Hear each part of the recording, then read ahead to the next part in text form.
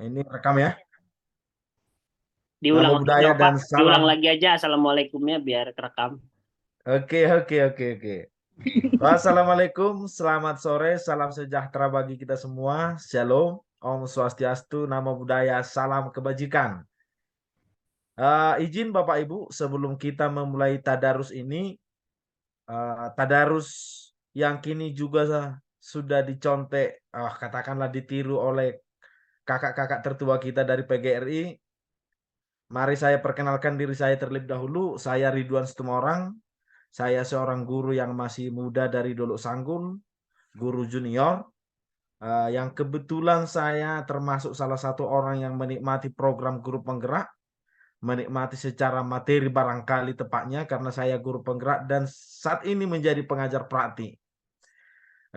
Apakah sudah berdampak banyak?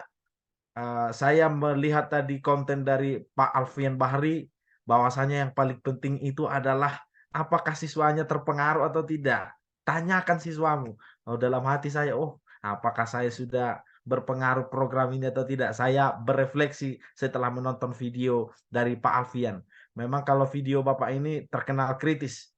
Ketika dalam banyak pertemuan, ada acara penulis kami, seminar-seminar, saya tunjukkan Pak Alfian Bahri, oh ini saya tahu ini sering saya lihat.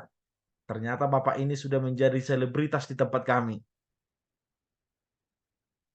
Oke, itu sekilas tentang perkenalan dari saya, Ridwan Situmorang, yang sekaligus hari ini menjadi moderator. Eh, Selanjutnya, saya akan memperkenalkan pembicara utama kita yang sudah terkenal di mana-mana. Namanya di Kompas sudah sangat sering membuat iri pada penulis-penulis lain, termasuk saya. Saya ingin untuk Anda menulis surat kepada saya tentang hidup Anda. Sedikit demi sedikit masa kecil Anda, sedikit demi sedikit tentang trajektori yang menyebabkan Anda menjadi pendidik sekarang, menjadi pendidikan Anda sekarang. Saya baca tadi sekilas kira-kira PowerPoint dari Pak Rama Hidayat. Saya lihat buku yang dibaca adalah Letters to Christina, surat kepada Christina. Paulo Freire dalam dunia pendidikan kita sudah sangat mengenalnya. Mungkin yang paling terkenal adalah pendidikan kaum tertindas. Mungkin barangkali dalam perspektif saya itu. Kali ini Bapak Rahma Hidayat yang sudah melintang di mana-mana, S1, S2, dan terakhir S3 di Prancis. Riwayat pekerjaan beliau dari 2004 sampai sekarang adalah dosen tetap pendidikan sosiologi divis UNJ. 2005 sampai 2008 dosen tidak tetap Universitas Terbuka. 2015 sampai 2016 tim pengembang kantor WR 2 UNJ. 2014 sampai 2015 ketua laboratorium sosiologi Lapsos UNJ.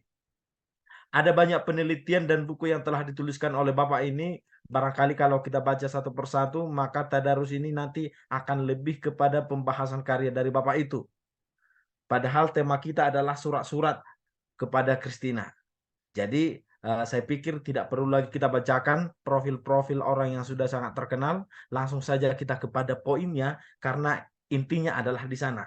Untuk itu kami berikan kesempatan kepada Bapak Rahma Hidayat untuk memberikan kepada kami berbagai pengarahan hari ini. Siapa tahu, siapa tahu, siapa tahu kami dapat terinspirasi. Saya harus mengatakan siapa tahu karena kalau saya menjanjikan sudah pasti nanti itu adalah sesuatu yang mungkin akan membuat Pak Alfian Bahri membuat konten lagi. Jadi saya harus melakukan dengan bahasa yang halus seperti itu. Silakan Pak Rama Hidayat. Ya, dipersilahkan.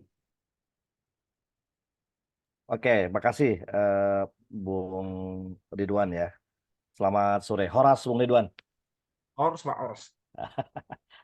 Tadi pengantar dari Bung Ridwan itu sebenarnya bikin saya jiper ya. Bikin saya jiper kenapa? Karena kalau dibandingkan dengan Bung Alfian itu saya nggak ada apa-apanya sebenarnya. Kan Bung Alfian sekali bikin konten itu udah bikin satu kementerian untuk panas itu bikin menyala itu ya, bikin menyala merah membara abangku itu ya. Jadi eh, tentu saya sepakat nih Bung Ridwan. Itu kalau kita udah bicara Bung Alfian ya udah semuanya kita sepakat lah udah ya menyala semua itu eh, apa yang bikin konten oleh Bung Alfian gitu ya. Makanya saya juga sering ngintip-ngintip postingan-postingan beliau. Selain yang serius-serius, saya juga sering yang saya suka adalah postingan-postingan beliau tentang apa, apalagi kalau favorit saya tentang martabak. Itu itu yang bikin saya sering intip-intip. Terakhir yang saya lihat postingannya Bung Alfian tentang apa ya ketika diwawancarai ya profesi mana bahwa lebih lebih menjanjikan dagang martabak katanya dibandingkan dengan guru karena bisa bicara dalam dalam apa kondisi yang egaliter apa adanya merakyat ya. Tidak terlalu kaku formalistik seperti guru dan seterusnya. Jadi Bung Alfian adalah guru kita semua dari segi konten kreator dan seterusnya gitu ya. Jadi luar biasa Bung Alfian ya. Udah Pak Rahmat, udah kepala saya udah lepas, udah ayo kita bahas lektor Kristina, suratnya kita Pak bahas. Ketua udah out of topic ini, Ya. Pak. Ya, udah ayo kita bahas. Nggak, karena supaya hari ini kita bikin merah menyala juga nih dari kehadirannya Bung Alfian di sini ya. Oke, eh, teman-teman saya mau sharing singkat sebenarnya tentang satu satu bukunya Paulo Freire ya yang tadi juga Bung Ridwan sampaikan bahwa sebenarnya buku ini tuh eh, banyak orang yang nggak tahu sebenarnya, termasuk saya ya. Saya sendiri ketika mencari buku yang apa yang mau dibahas ya, sebenarnya nggak kepikiran buku ini dan saya memang nggak tahu gitu ya dibandingkan dengan buku-buku yang dalam tanda kutip itu buku-buku yang lebih lebih ke pemikiran ya, ke konsep pemikiran misalnya Pedagogy of the Oppressed, Pedagogy of Hope dan seterusnya gitu kan. Nah, ketika saya menemukan buku ini ternyata menarik buat saya gitu loh. Jadi saya mendapatkan satu sisi yang berbeda gitu ya. Mendapatkan wajah yang berbeda dari seorang Paulo Freire gitu ya. Karena kalau kita sepakati bahwa sebenarnya ya ini ya udah serius deh kualat Ramadan nanti. Jadi kalau kita mau sepakat bahwa sebenarnya kan kita dari dulu taunya buku-buku yang klasik ya, masterpiece dari Freire kan, pendidikan kaum tertindas lah, pedagogi harapan dan seterusnya gitu kan. Ya itu bacaan-bacaan kita kan, bacaan-bacaan kita dulu zaman aktivis kuliah, sekarang profesi guru dan seterusnya, aktivis guru dan seterusnya gitu kan. Nah, ketika saya menemukan buku ini, saya baca, saya lihat, wah ini saya menarik nih gitu kan. Menarik karena mendapatkan sisi wajah yang baru, yang berbeda gitu kan. Dari sosok seorang, ada yang bocor. Sudah saya Jadi mendapatkan wajah yang baru dari seorang Paulo Freire gitu kan. Dan ternyata kemudian setelah saya baca semalam ketika saya Kang Iman masih tektokan jam 12:30 dini hari itu di grup kita, grup kami itu, saya masih menikmati coba membaca, mengurai buku Freire ini yang saya mau bahas ini gitu kan, halaman per halaman, dan saya membayangkannya apa yang saya baca itu terkoneksi, terhubung dengan konsep-konsep besar yang selama ini kita bahas di Freire gitu kan, tentang conscientization, tentang the banking model of education, kemudian tentang pedagogi harapan misalnya gitu kan, tentang literasi yang banyak dijelaskan oleh Freire misalnya gitu kan. Tapi dengan cara yang berbeda, Freire menulisnya gitu kan, dengan cara yang lebih personal, dengan cara yang lebih humanis gitu kan. Uh, dan saya juga terhubung kemudian apa yang dilakukan oleh Freire ini gitu ya, mengingatkan saya ke tokoh-tokoh lain yang serupa tapi tak sama dengan Freire gitu kan. Jadi Freire ini menulis buku ini ketika dia dalam masa pengasingan, eksil. ketika dia dalam pengasingan dalam konteks politik saat itu di Brazil gitu kan. Nah, saya membayangkan ini ternyata setelah saya coba refleksikan, ternyata ini juga sama dilakukan dengan tokoh-tokoh yang lain, misalnya Antonio Gramsci, Nadal Esa-Dawi gitu kan. Kemudian ada seorang tokoh komunis di di Uni Soviet juga sama seperti itu gitu kan. Dan yang itu kemudian membawa juga saya ke konteks Indonesia gitu kan. Menyebut beberapa pola yang hampir serupa tapi tak sama dilakukan oleh Freire, menulis secara personal ini yang kemudian kita menyebutnya sebagai catatan harian gitu ya, diary gitu ya, diary itu misalnya ditulis oleh Sohoki, oleh Ahmad Wahid misalnya gitu ya.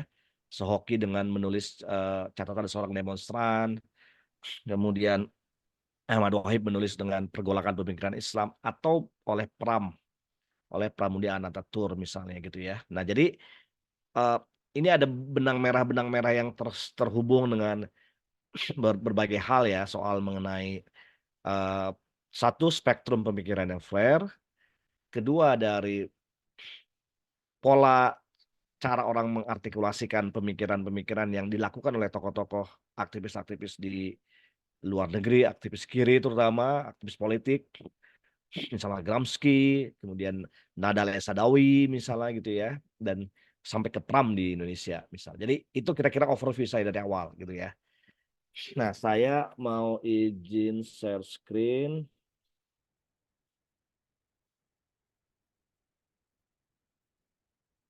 Oke. Kelihatan ya. Nah, ini judul bukunya adalah Letters to Christina, Reflection on My Life and Work. Buku yang saya bilang tadi nggak banyak orang tahu sebenarnya gitu ya. Nggak banyak orang tahu bahwa ini adalah, ya tentu saja ini kan kalau kalau kita lihat buku-buku pemikiran itu kan lebih banyaknya ke buku-buku yang berbasiskan pemikiran ya, ke konsep, definisi gitu kan.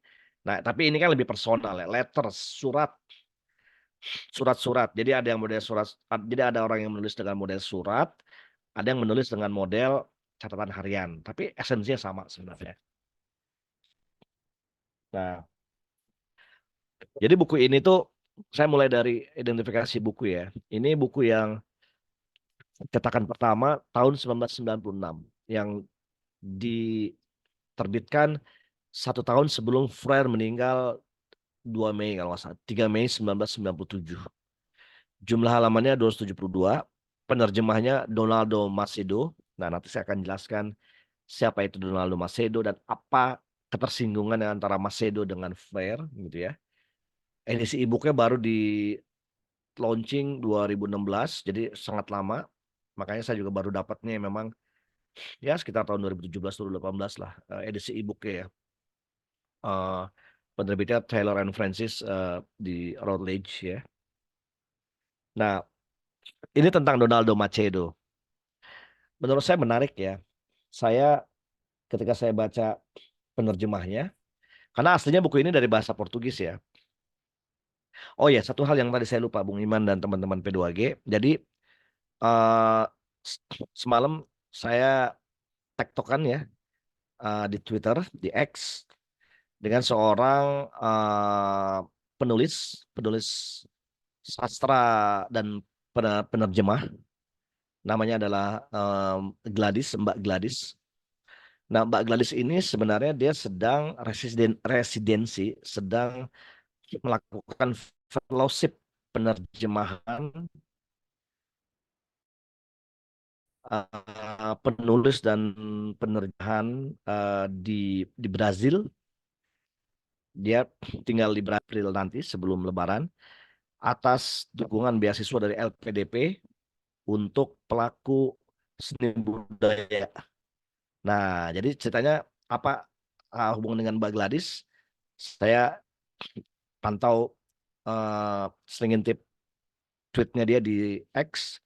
Dia cerita tentang kota-kota kehidupan sastra budaya di Brazil, di Rio Janeiro, di Brasilia. Terus, nah saya langsung keingetan kan, wah saya bilang saya sedang Saya bilang Mbak kalau di Recife ya, Recife itu adalah kota kelahirannya Freire, itu jauh nggak gitu kan. Terus saya nyebutkan kota yang lain gimana. Dan saya bilang Mbak, saya hari ini akan ngisi tentang buku Freire, judulnya ini. Kalau mau Mbak bisa hadir, join di Zoom untuk berbagi perspektif, merespon atau menanggapi dari bukunya Freire atau pemikiran Freire tentang ini gitu kan. Saya undang langsung tuh gitu kan. Supaya langsung, karena dia yang memang bisa bahasa Portugis, Spanish, Portugis, dan memang sedang di Brazil, jadi bisa dapat feel ya langsung gitu kan. Nah, tapi kata Gladysnya, oh sayang katanya karena durasi jam yang berbeda di Brazil masih subuh ya, jam sekarang masih subuh, jadi emang dia nggak bisa, dan salam untuk teman-teman di P2G yang hari ini mendiskusikan pemikirannya Freire ini gitu ya. Padahal saya senang antusias karena kalau dia hadir sebenarnya bisa mungkin memberikan insight yang berbeda gitu ya, memperkaya pemahaman kita mengenai pemikiran Freire, karena Mbak Gladys dia baca langsung buku-bukunya Freire yang berbahasa primer Portugis gitu ya. Nah, apa hubungan dengan Donaldo Macedo? Jadi Donaldo Macedo ini memiliki hubungan yang dekat, yang akrab dengan Freire. Kira-kira kalau kita sebut ini kayak circle-nya gitu ya. Kayak circle-nya Freire. Jadi Donaldo Macedo, Freire, Henry Giraud itu satu circle dengan Freire. Nah, apa yang menarik? Ternyata saya cek di beberapa bukunya Freire itu yang menerjemahkan dari bahasa Portugis ke bahasa Inggris itu adalah Donaldo Macedo. Seperti yang teman-teman cek di screen saya ini, itu adalah beberapa buku yang memang eh,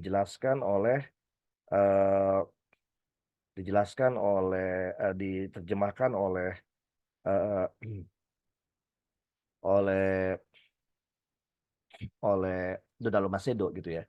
Jadi Donaldo Macedo ini seorang intelektual dari Amerika yang masuk dalam kategori lingkarannya Freire tentang critical pedagogi, kemudian literasi kritis, kemudian pedagogi digital gitu ya. Itu masuk dalam lingkaran itu.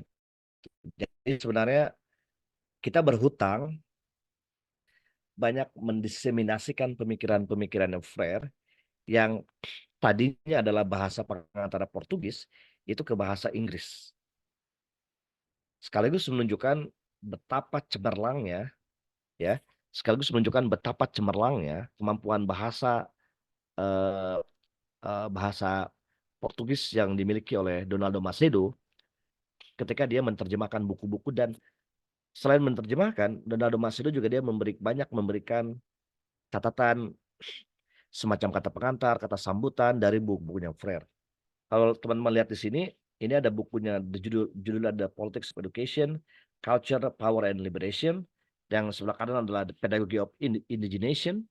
Ini juga diberikan kata pengantar oleh Donaldo Macedo. Nah, apa yang menarik buat saya adalah sebenarnya Donaldo Macedo ini adalah satu bagian yang berkontribusi untuk memperkuat posisi intelektualnya Freire. Jadi ketika kita selama ini tahunya Freire secara personal ansih gitu ya. Tapi dengan buku ini kita jadi tahu sebenarnya bahwa di balik Donaldo Macedo itu adalah di balik Paulo Freire ini sebenarnya itu ada jaringan intelektual yang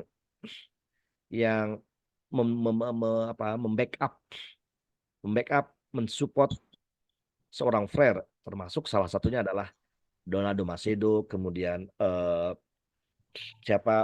Henry Giraud, atau nanti topik yang akan dibahas oleh Bung Ferry adalah siapa lagi kalau bukan Peter McLaren ya, seorang intelektual dari Amerika yang juga adalah circle utama atau ring satu lah kalau kita nyebut dalam politik ya, ring satunya dari Paulo Freire seperti itu. Oke. Nah, ini yang saya bilang tadi di beberapa buku-buku karya Paulo Freire yang lebih banyak ke konseptual pemikiran. Tentu kita sepakat bukunya Pedagogy of the Oppressed, ini yang paling fenomenal, paling bestseller, paling berpengaruh di dunia gerakan intelektual, di gerakan popular education, di gerakan masyarakat pendidikan masyarakat akar rumput gitu ya. Ada juga Pedagogy of Hope, ada juga Politics of Education, ada juga Pedagogy of Indignation, dan ada juga ini adalah yang terkait dengan Practical of Freedom gitu ya. Freedom sebagai kebebasan sebagai esensi dalam praktek pendidikan gitu ya.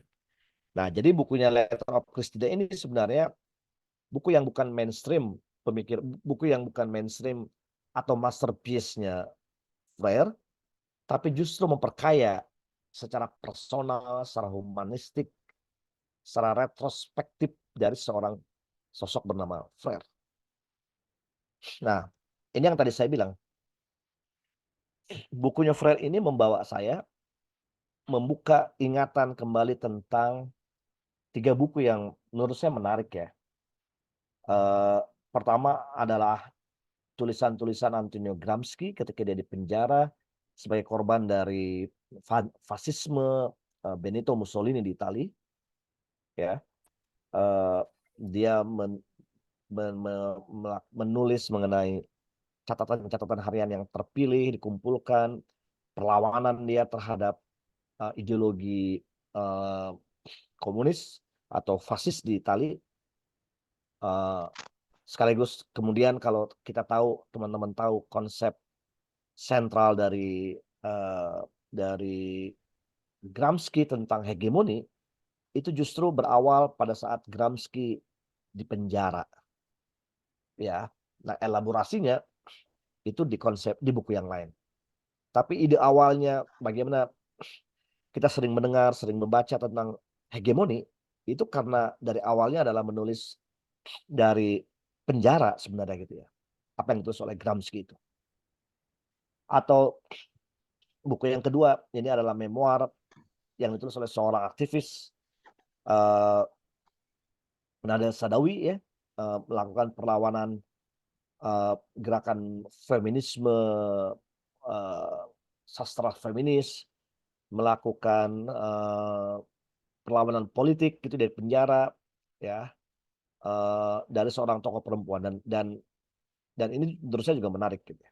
Nah, yang ketiga membawa saya juga mengingatkan saya ini pada catatan-catatan selama pengasingan gitu ya, dari seorang Leon Trotsky di Uni Soviet yang dia banyak terpengaruh oleh pemikiran Marx, kemudian berupaya melembagakan pemikiran Marx ke dalam ideologi sebuah negara yang kemudian kita tahu sebagai Uni Soviet saat itu.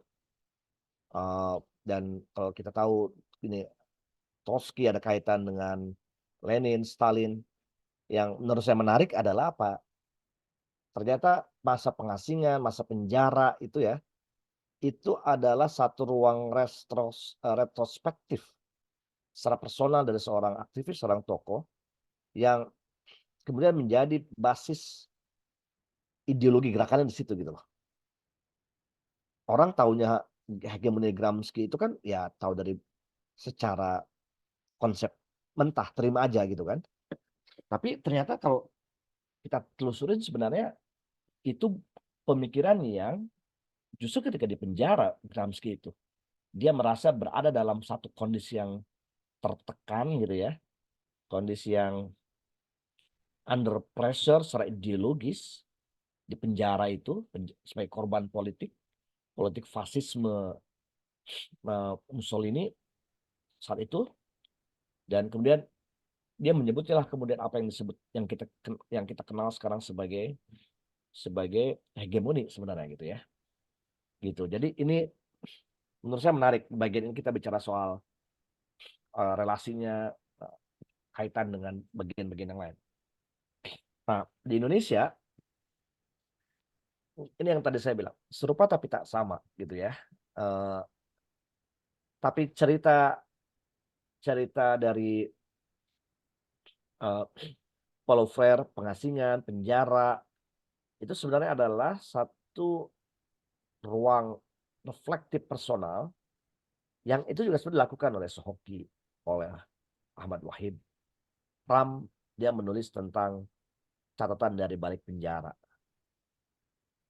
Ketika dia tidak bisa terhubung dengan dunia luar, ada batas yang memisahkan, sekat yang memisahkan antara dunia luar dengan penjara. Nah, Pram, Nadal Sadawi, Frere ketika juga masa pengasingan, itu mencoba mengartikulasikan pemikiran-pemikiran yang lebih personal untuk mengekspresikan, meluangkan ketakutannya, ancaman psikologisnya, dan berbagai ketakutan.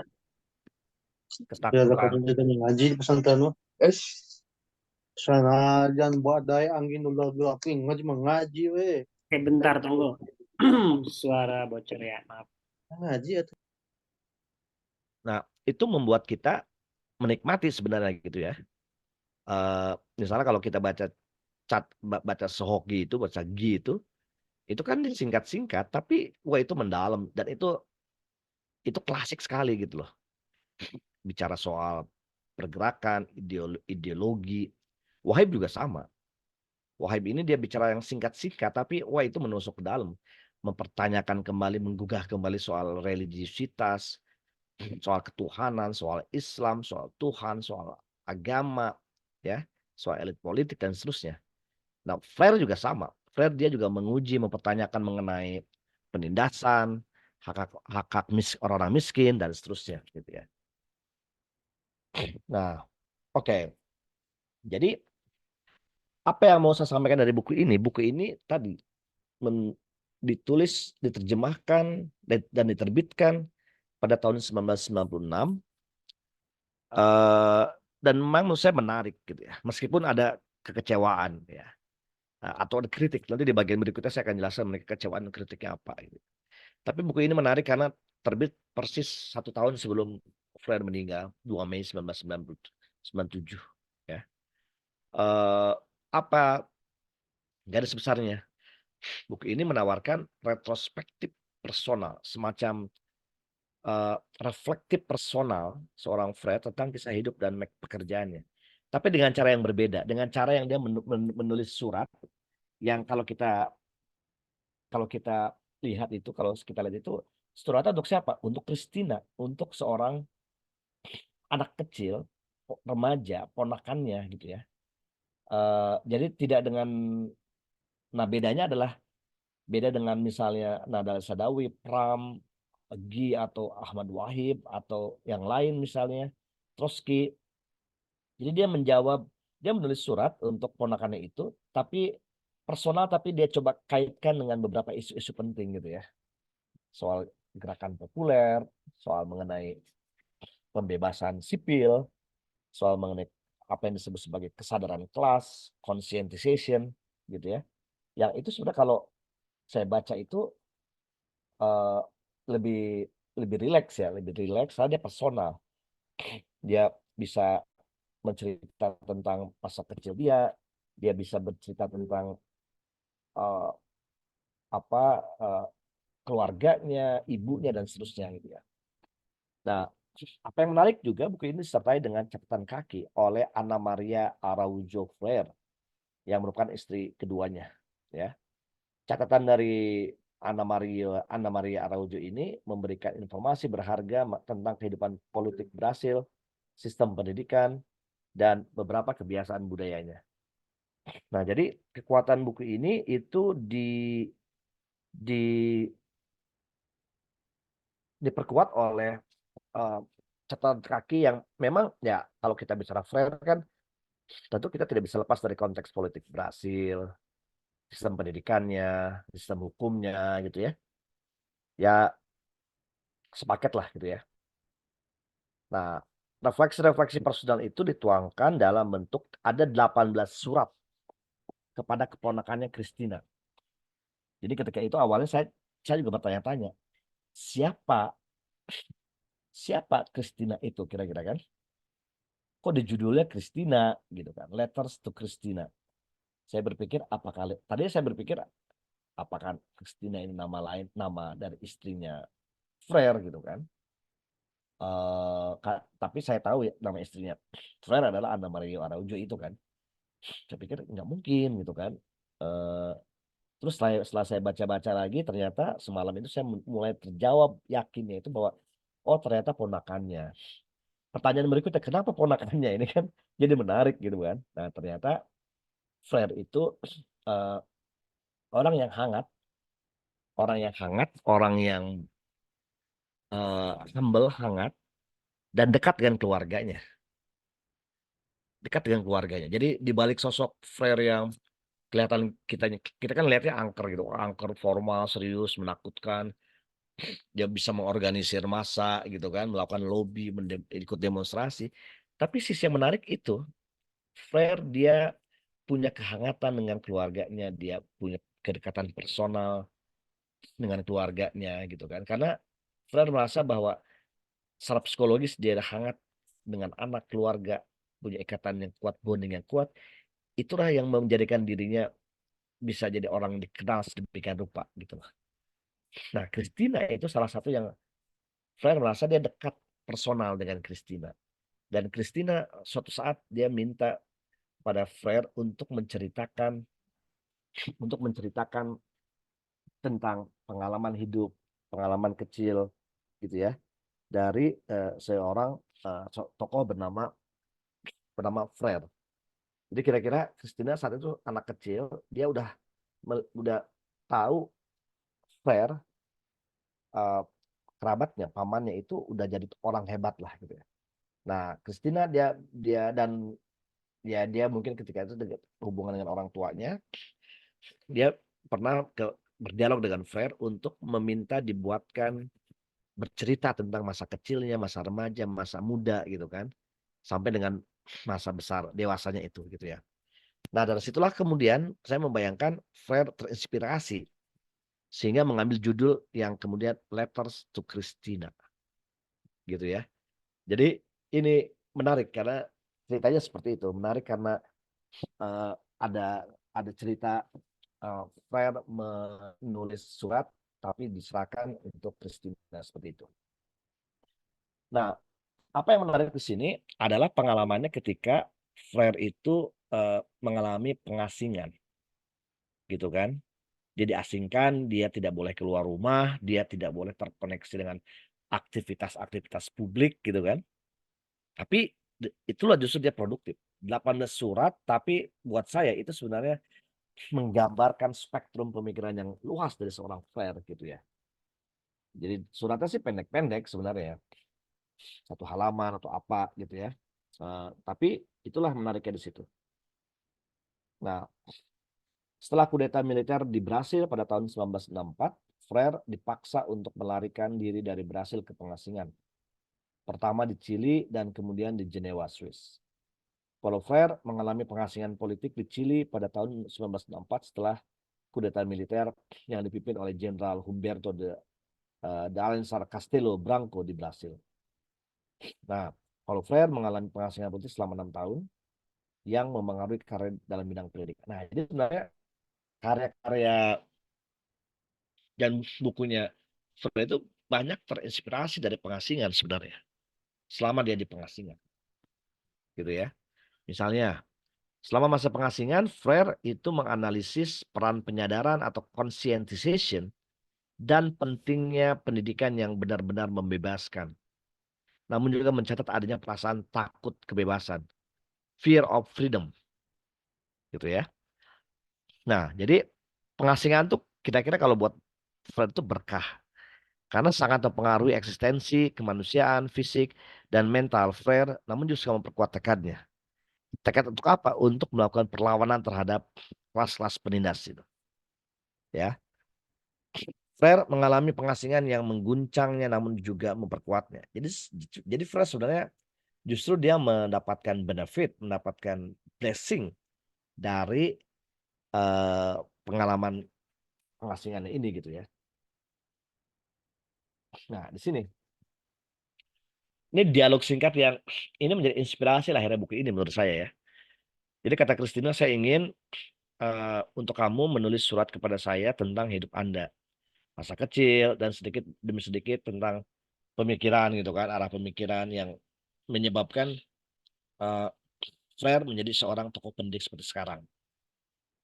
Jadi awalnya cuma itu sebenarnya, tapi Freire kemudian berpikir, oh menarik juga untuk merespon dari permintaan Christina itu gitu kan. Nah, kemudian refleksi Freire dalam menanggapi Christina mengungkapkan kedalaman kesadaran yang dapat dicapai melalui metode pertanyaan kritis diri untuk mempromosikan kesadaran diri dan transformasi dunia yang Freire mengembangkan, berlatih, dan kemudian mengajarnya. Jadi, yang menarik buat Freire itu adalah Freire merespon request-nya Christina dengan menulis surat, tapi sekaligus dia menyelipkan poin-poin pemikirannya apa. Gitu ya. Karena di situ Freire ingin mengembangkan, ingin berlatih, dan ingin sekaligus menjadi pendidik sebenarnya. Nah, apa yang menarik di sini? Jadi kalau kita lihat teman-teman, ya kan, ini dari membaca bukunya kita melihat bahwa Freire adalah orang-orang yang sangat manusiawi dan bahwa identitas ini dibentuk oleh berbagai peristiwa dalam kehidupan awalnya. Misal tergambar dalam cerita dan ilustrasi di mana hari-hari memanjat pohon mangga, berenang di sungai, dan menempel pada simbol-simbol kelas menengah seperti piano meskipun mengalami kesulitan ekonomi diingat dengan sangat baik oleh Freire. Jadi ini menggambarkan Freire itu adalah seorang intelektual yang lengkap. Dia bisa mengartikulasikan secara publik, tapi juga dia bisa mengeksplorasi secara personal. Tentu kita bisa membayangkan kehidupan di Brazil, di utara Brazil, dan berbagi hari-hari masa kecilnya yang indah, tapi sekaligus sulit juga sebenarnya. Kalau lihat dari cerita Freire itu, kan dia kehidupan yang susah, harus bekerja membantu orang tua di rumah, dan seterusnya itu ya. Misalnya, Freire masih menekankan hak orang miskin dan literasi untuk menjadi pendidikan yang akan memungkinkan mereka menjadi, tanda petik ya, yaitu menjadi apapun yang berada dalam potensi mereka untuk menjadi. Kan? Ini menarik. Becoming, menjadi itu adalah sesuatu yang yang proses yang tidak berhenti. Nah, buku ini sebenarnya kalau kita telah sebenarnya bukan tadi yang sering saya bilang di awal, bukan buku terorganisir secara formal atau serangkaian esai, tapi menggambarkan pemikiran diskursif dan kadang-kadang berulang karena Freire menekankan tema-tema yang membentuk karya hidupnya. Misalnya ketika Freire bicara mengenai penindasan, kan sebenarnya dia dirasakan sendiri oleh Freire ketika hidup secara ekonomi dalam keadaan yang pas-pasan, yang susah gitu. Dan dia melakukan pembebasan dari belenggu-belenggu kemiskinan, pembunuhan, dan seterusnya itu. Gitu ya.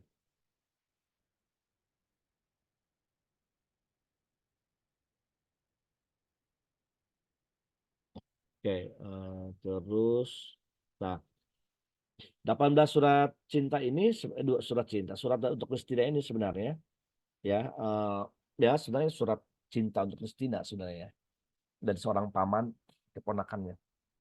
Jadi 10 surat pertama menceritakan kembali masa kecil Freire dan masa mudanya.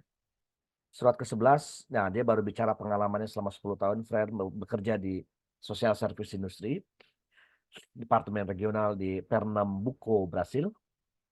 Di lembaga yang bernama Sesi ini, Freire terlibat dalam praktek politik pedagogis yang paling penting dalam hidupnya, di mana ia belajar bagaimana menangani hubungan antara praktek dan teori. Nah, lagi-lagi di sini dia berbicara dalam personal, tapi dia mengkaitkan ada dialektika antara praktek dan teori gitu kan. Praktek teori gitu kan. Yang itu kan gaya-gayanya Marx gitu ya. Gaya-gaya Marx kan reflektif aksi misalnya gitu ya. Nah, surat ke-12 itu lain lagi. Surat ke-12 itu Marx membahas beberapa momen yang menentukan. Misalnya keterlibatan Frere dengan gerakan untuk budaya populer atau layanan eksistensi budaya di Universitas Federal Pernambuco dan literasi orang dewasa di Angicos di Rio Grande Norte.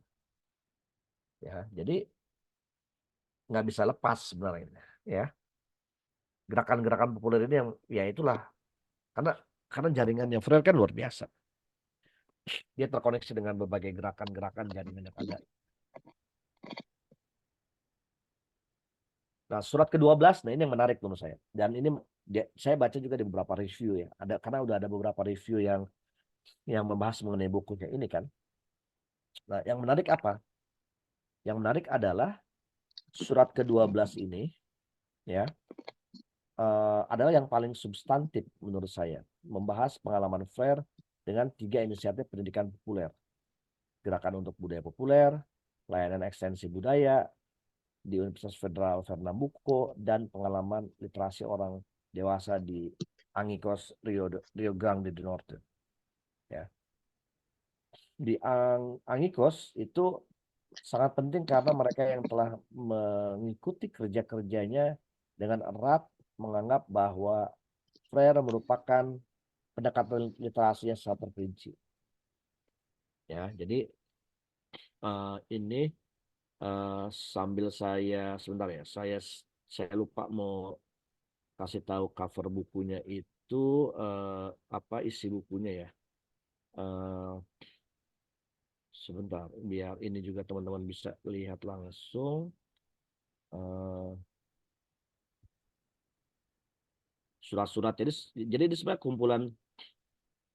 kumpulan surat-surat yang ditulis oleh Christina. Nanti saya share juga di chat jika teman-teman ingin membaca langsung ya dari bukunya Frere ini gitu kan.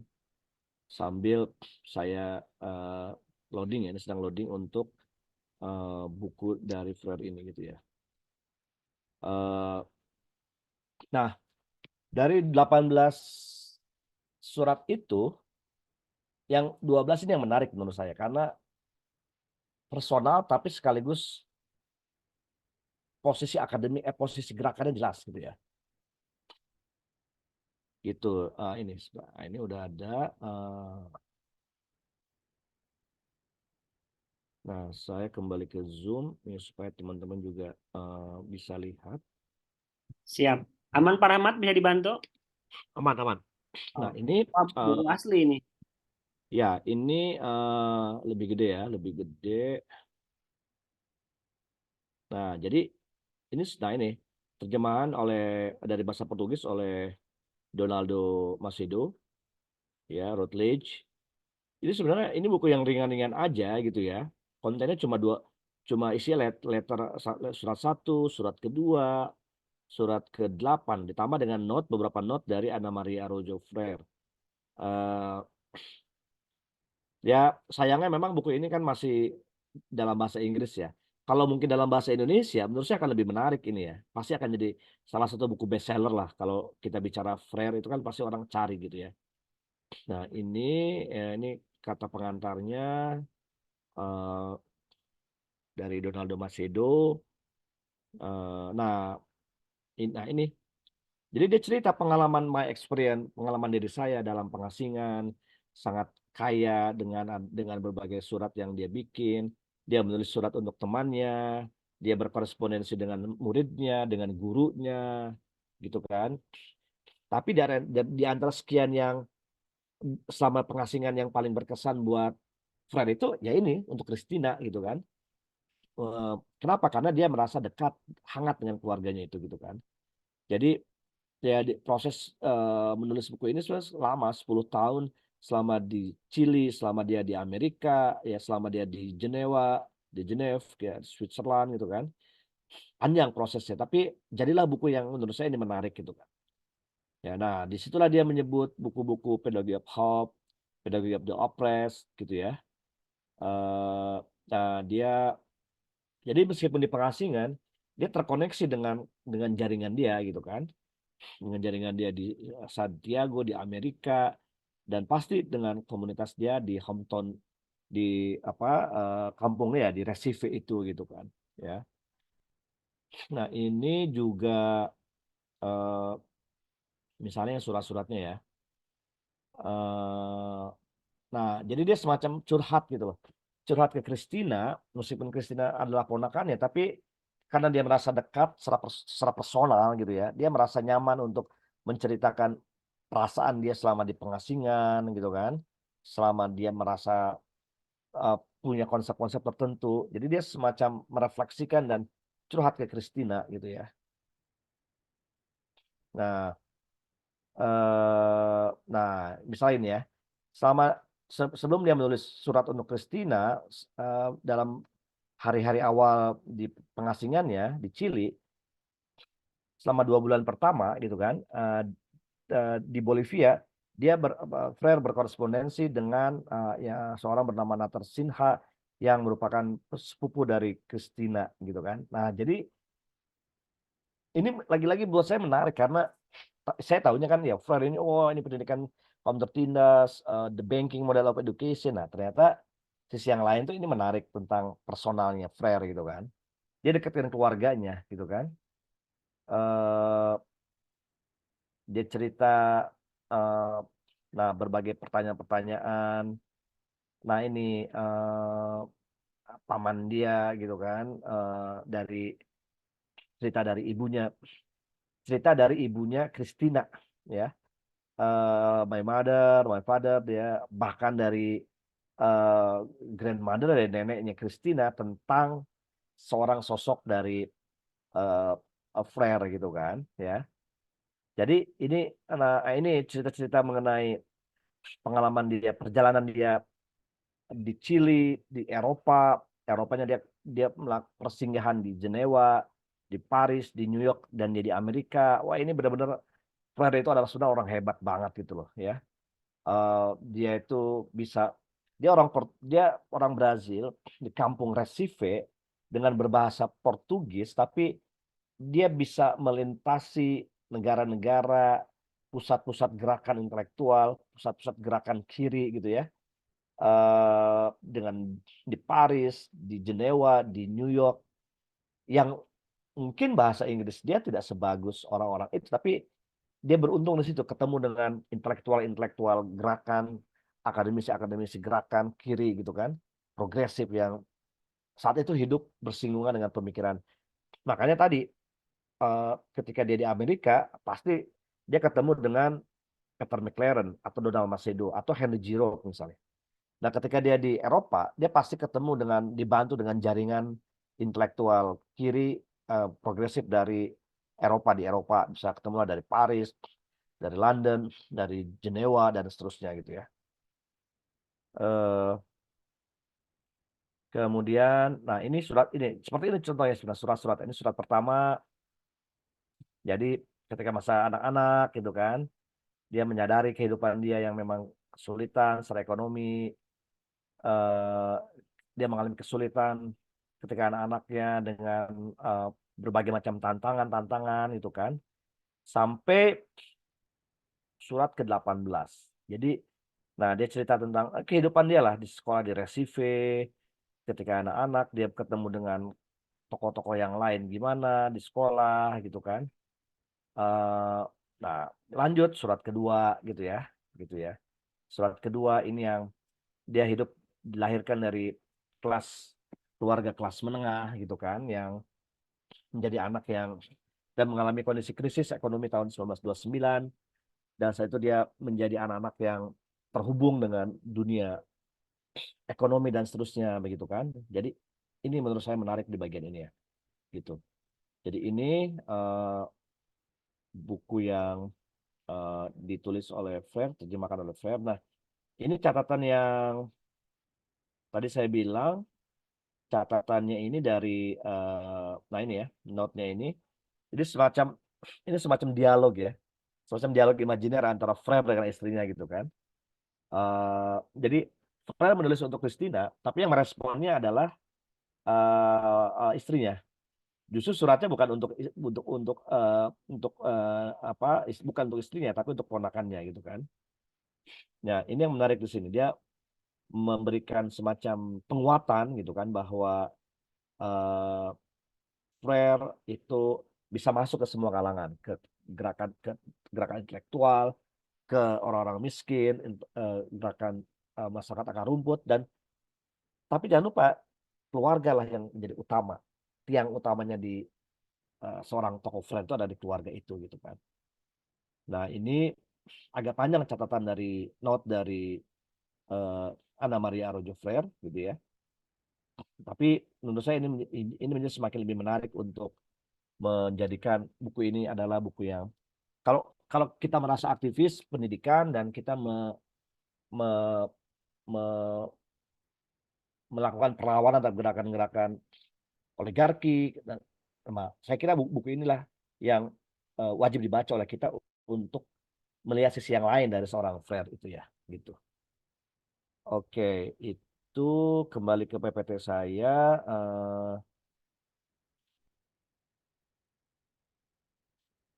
Nah ini ya, tadi sudah ke surat-suratnya.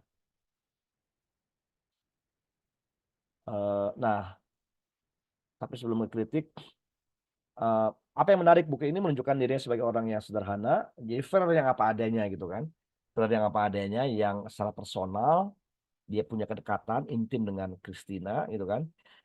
Tapi pembaca akan tahu tentang pribadiannya, tapi relatif sedikit yang baru tentang pemikirannya. Ya sebenarnya kritika itu muncul karena Frere tidak punya semacam autobiografi. Tapi menurut saya nggak perlu juga. Ya, kenapa nggak perlu juga? Karena ketika kita membaca buku-bukunya Frere yang Pedagogy of the Oppressed dan seterusnya, itu udah jelas biografi dan posisi teoretiknya Frere itu sebenarnya. Jadi kritik ini juga menurut saya tidak pas juga gitu ya. Nah, apa kritiknya? Ada kekecewaan. Setelah saya baca di beberapa sumber misalnya, ada kekecewaan dari para pembaca. Mereka melihat subtitlenya adalah Reflection on My Life and Work yang menjanjikan beberapa pelajaran penting dari Frere tentang apa sebenarnya refleksinya itu belum tergambar seutuhnya sebenarnya gitu ya. Ya, hal tersebut beralasan karena pembaca yang akrab dengan trajektori pemikiran Frere ingin melihat lebih mendalam diskusi tentang pekerjaannya di Chili, dalam gerakan-gerakan literasi reformasi agraris Allende, atau ketika di Guinea-Bissau untuk memiliki kampanye literasi nasional, serta pengalaman Frere di pemerintahan ketika itu sebagai Menteri Pendidikan di kota Sao Paulo misalnya gitu ya. Nah, itu belum kelihatan gitu ya.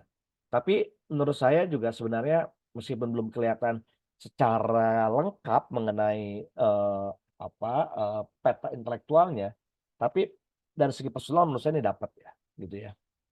Nah, artinya buku ini mendapatkan kritik bahwa ekspektasi pembaca tidak sesuai dengan yang diharapkan dalam subtitle tersebut, gitu ya. Nah, jadi saya kira itu ya pengantar diskusi untuk buku ini. Buku ini menurut saya menarik dan buat kita yang menjadi aktivis teman-teman gerakan, teman-teman aktivis pendidikan, aktivis guru, buku ini menurut saya rekomendasi dibaca karena ya akan lebih hatam lah gitu ya, akan lebih hatam. Pedagogy of the Oppressed sudah selesai, udah hatam. Nah ini dengan buku ini kita akan semakin lebih paham untuk bisa membaca bagaimana pemikiran dan spektrum personal yang penting dari seorang Paulo Freire. Seperti itu saya kira. Ya. Demikian saya kembalikan ke Bung Ridwan sebagai moderator. Terima kasih. Siap, terima kasih Pak Rama Hidayat atas bedah bukunya dari tadi, surat-surat menjadi menarik kalau saat ini. Kita mungkin barangkali bertanya siapa saat ini yang masih menulis surat.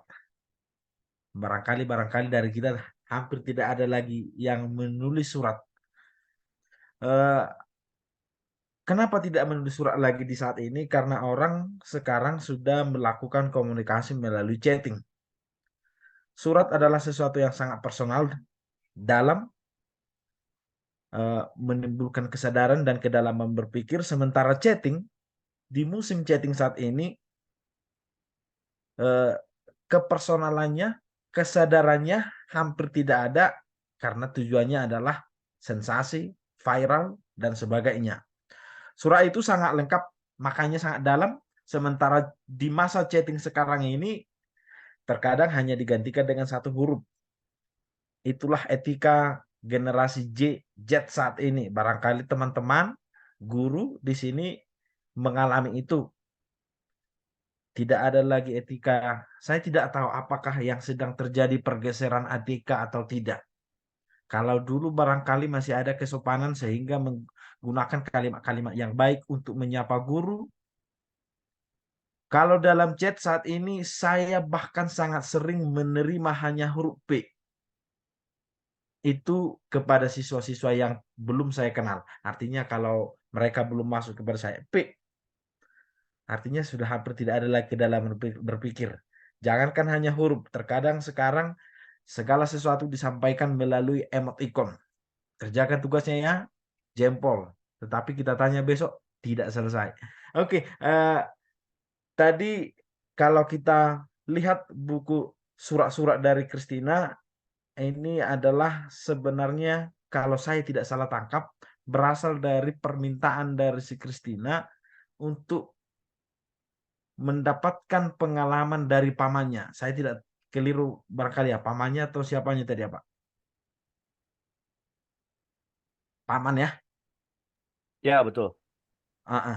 Untuk mendapatkan pengalaman dari pamannya tentang bagaimana pendidikan, bagaimana pengalamannya dalam dunia pendidikan. Kira-kira begitu yang saya tangkap. Ada pertanyaan di sini Pak. Barangkali mungkin ada pertanyaan dari Pak Alfian Bahri. Apakah menurut Pak Rahmat, Frere itu golongan romantis dalam berkeluarga? Barangkali sampai 2 istrinya barangkali ya. Saking romantisnya ada lagi istri yang baru kira-kira begitu. Bagaimana Pak Rahmat Hidayat? Ya, ini emang Bung Alfian langsung itu ya, langsung menyala pertanyaannya gitu. Ini yang Langsung yang sensitif. iya, saya agak takut juga nih ada Bung Alfian ini malah nanti bisa semakin menyala nih kita gara-gara Frere ini satu kementerian malah semakin menyala semua ya gitu ya. Tapi begini, dilihat dari surat Christina ini, buku ini sebenarnya, surat itu kan sesuatu yang personal ya. Personal, kita dekat, akrab gitu kan. Apa namanya, menunjukkan bonding yang kuat gitu ya. Jadi ini menunjukkan bahwa sebenarnya Frere itu adalah menyayangi keluarga ya. Dan surat itu adalah sebagai satu refleksi romantis sosok tipe jadi gini, di satu sisi Frere itu adalah orang yang punya prinsip idealisme gitu kan, garis keras lah, tegak lurus lah istilahnya gitu ya kalau kita bicara soal itu ya. Di pembebasan lah, di kemudian gerakan akar rumput lah dan seterusnya. Tapi di sisi yang lain dia punya kehangatan tadi, punya sisi ke bonding yang kuat, romantisme, nilai-nilai kasih sayang dengan keluarga dan yang paling penting anak-anak sebenarnya. Karena di dalam beberapa tulisan yang saya baca itu di bukunya ini itu dia cerita tentang dia menyebutnya dengan childhood, istilahnya anak-anak gitu kan. Nah, kalau saya lihat itu dihitung dengan jumlah kata dengan menyebut childhood itu ada banyak sering diulang-ulang childhood. Artinya apa? Menurut saya artinya adalah Frere ini menikmati masa kecilnya. Menikmati masa kecilnya meskipun dengan keluarga menengah, kelas menengah dan dalam kondisi yang krisis ekonomi tahun itu 1929 gitu ya di Recife itu. Jadi saya sebenarnya semalam saya ketika chat dengan Mbak Gladys di Twitter itu, saya bilang, Mbak, kalau Mbak bisa napak tilas ke Recife itu akan menarik tuh, jadi gitu kan. Karena Mbak Gladys ini kan adalah penerjemah Portugis, gitu kan, yang ya tentu udah tahu literatur, sastra, buku-buku novelnya Portugis dan termasuk pasti saya bilang mengenal sastra pemikirannya Paulo Freire gitu kan. Dan saya bilang, Mbak, saya kalau ada kesempatan ke Brazil, saya rasa pengen deh ke Brazil gitu ya. Pengen ke Brazil, pengen napak tilas gitu ya. Ya mungkin kalau istilahnya saya dinasehatin sama Gus Al Mukarrom Bung Iman ya. Nasihat kepada saya adalah saya harus sering untuk melakukan ziarah kubur, gitu kan. Ya, jadi saya juga berharap suatu saat itu bisa melakukan ziarah kubur sebagai bentuk praktek baik, contoh praktek baik ya, dari nasihat Bung Iman ya, dari Gus Iman itu untuk saya diingatkan agar harus sering untuk melakukan ziarah ya, supaya lebih semakin menyala, kata Bung Iman seperti itu. Begitu. Jadi karena menarik menurut saya cerita mengenai Recife, tadi Bung Anggi juga menyebut Sao Paulo, ada juga kota Poitombao kalau nggak salah ya. Itu kota-kota yang miskin, atau di Brazil juga ada yang menarik sebuah kota yang justru cikal bakal lahirnya gerakan sosial akar rumput di situ, yang disebut sebagai, yang nama kotanya adalah Porto Alegre gitu ya. Itu yang dulu melahirkan apa yang disebut sebagai World Social Forum, forum dunia sosial, di mana kalau kita mengenal mengenai partisipator perencanaan kota berbasis partisipatoris, anggaran berbasis partisipatoris. Nah, itu mulai dari Porto Alegre ini. Nah, kalau ditelusuri sebenarnya kenapa muncul gerakan sosial dari Porto Alegre ini gitu ya, di Brazil itu sebenarnya cikal bakalnya, itu inspirasinya itu dari gerakan akar rumput yang dipelopori oleh Freire tahun 1940-50-an itu sebenarnya. Meskipun tidak langsung saat itu, tapi benih-benihnya itu dimulai dari gerakan-gerakan kiri, gerakan-gerakan popular education yang dilakukan oleh Freire, dan itu kemudian menyebar ke kota-kota yang lain di Brazil ya.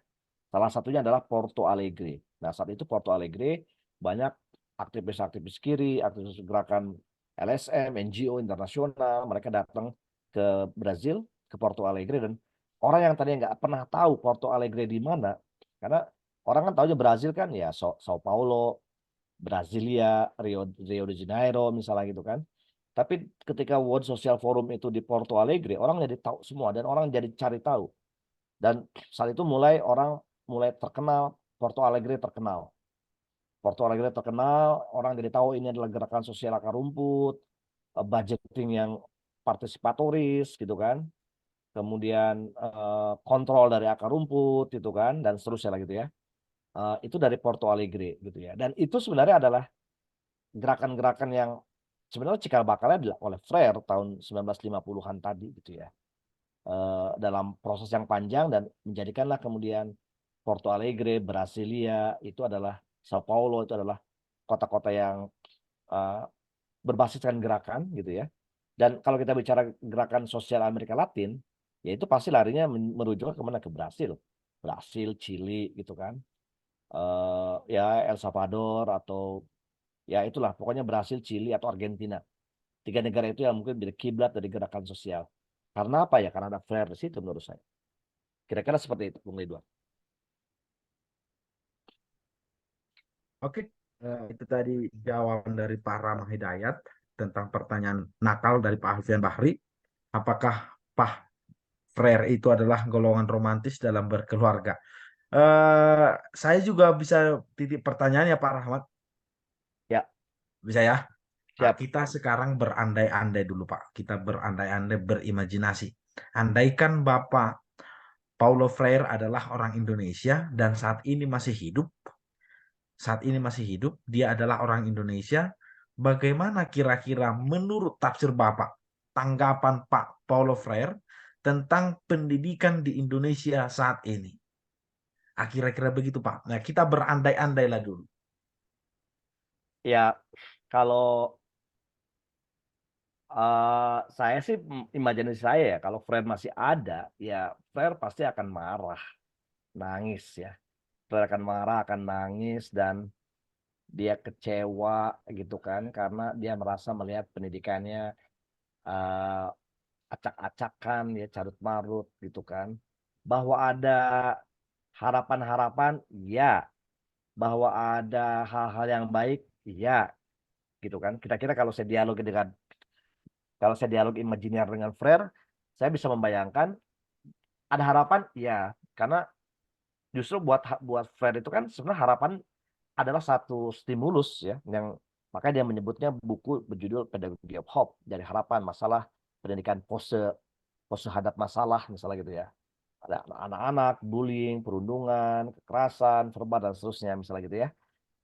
Harapannya di situ, tapi pada kondisi yang lebih lanjut sebenarnya saya membayangkan dialog imajiner dengan Freire itu, Freire akan memuncak amarahnya ketika dia melihat bahwa orang miskin semakin miskin, pembebasan tidak ada, kesadaran kelas tidak terwujud, yang dia sebut sebagai conscientization gitu kan, bahwa ada pergeseran dari fenomena the banking model of education, ya itu mungkin Freire dia akan merasa lebih bangga bahwa sekarang ada pergeseran, anak-anak tidak lagi disuapin dengan model seperti bejana gelas gitu ya. Tapi ada upaya anak-anak lebih aktif, kreatif. Itu Freire akan senang soal itu kira-kira gitu ya. Tapi di sisi yang lain, ketika dominasi negara masih terlalu kuat, campur tangan negara masih terlalu kuat, kemudian kesadaran kelas belum sepenuhnya terbukti, literasi. Nah, ini Bung Ridwan ini kan juga adalah aktivis literasi kan. Aktivis literasi, guru pasti guru literasi, pengajar literasi gitu kan. Freire pasti akan marah, akan kecewa bahwa literasi kita masih rendah. Kenapa? Misalnya Freire akan kaget tuh kalau dikasih itu bahwa di Indonesia ini ada AKM gitu kan, ada diajarin literasi numerasi gitu kan. Pasti Freire akan marah tuh, akan kecewa. Kenapa Indonesia akan kira-kira gitulah kalau saya coba membayangkan dialog imajiner saya dengan Freire gitu kan. Karena Freire kan juga concern di situ di literasi. Dia mengajarkan orang-orang tertindas, orang-orang miskin belajar membaca gitu kan.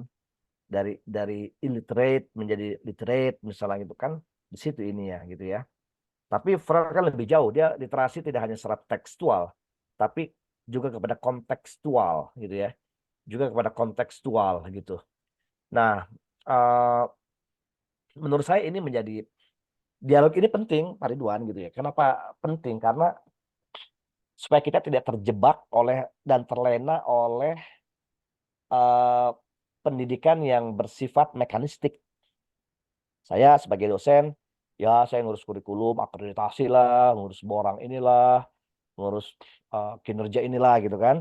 Teman-teman guru sama tidak terjebak ke ngurusin soal PMM lah, soal administrasi ke pendidikan atau apa. Tapi ketika kita mendialogkan secara imajiner dengan Freire, dengan ya nggak usah jauh-jauh dengan Tilaar, misalnya dengan Mangunwijaya, Romo Mangun dan seterusnya, itu menurut saya lebih menarik ya, menarik. Ada semacam energi positif gitu ya, bahwa kita kayak merasa ditegur gitu loh. Kita kayak merasa ditampar oleh mereka bahwa hati-hati, jangan terlalu asik. Hati-hati, jangan terlalu terlena dengan PMM, dengan akreditasi lah, dengan Scopus lah, dengan ranking-ranking universitas lah, gitu ya. Diingatkan oleh Freire tentang misalnya conscientization, wah itu buat saya sebenarnya itu menohok ya. Menohoknya artinya saya ngajar selama ini di kelas misalnya bertahun-tahun, berbelas-belas tahun, tapi kadang saya masih mengajar kepada model yang terlalu dominasi, misalnya dengan ceramah, dengan monoton misalnya gitu kan, yang justru tidak ada penyadaran, yang justru tidak ada pembebasan yang di situ gitu kan. Nah, itu refleksi persona dengan lakukan dialog imajiner itu menurut saya penting. Jadi kita kayak semacam diingatkan dan disentil gitu loh, disentil bahwa oh iya ternyata Freire itu dia bicara ini, dia bicara. Oke, maaf bentar. Suara sepertinya bocor ini. Oke, sudah beres. Ya, jadi ke dialog imajiner itu menurut saya penting, Pak Ridwan, dan cara kita mengkomunikasikan pemikiran tapi dengan cara yang berbeda gitu ya. Dengan cara yang tidak lazim, dengan cara yang non mainstream, dengan cara yang lebih asik gitu kan. Dan saya kira kita perlu mendorong itu gitu ya, teman-teman mendorong dialog imajiner dengan Romo Mangun misalnya gitu ya.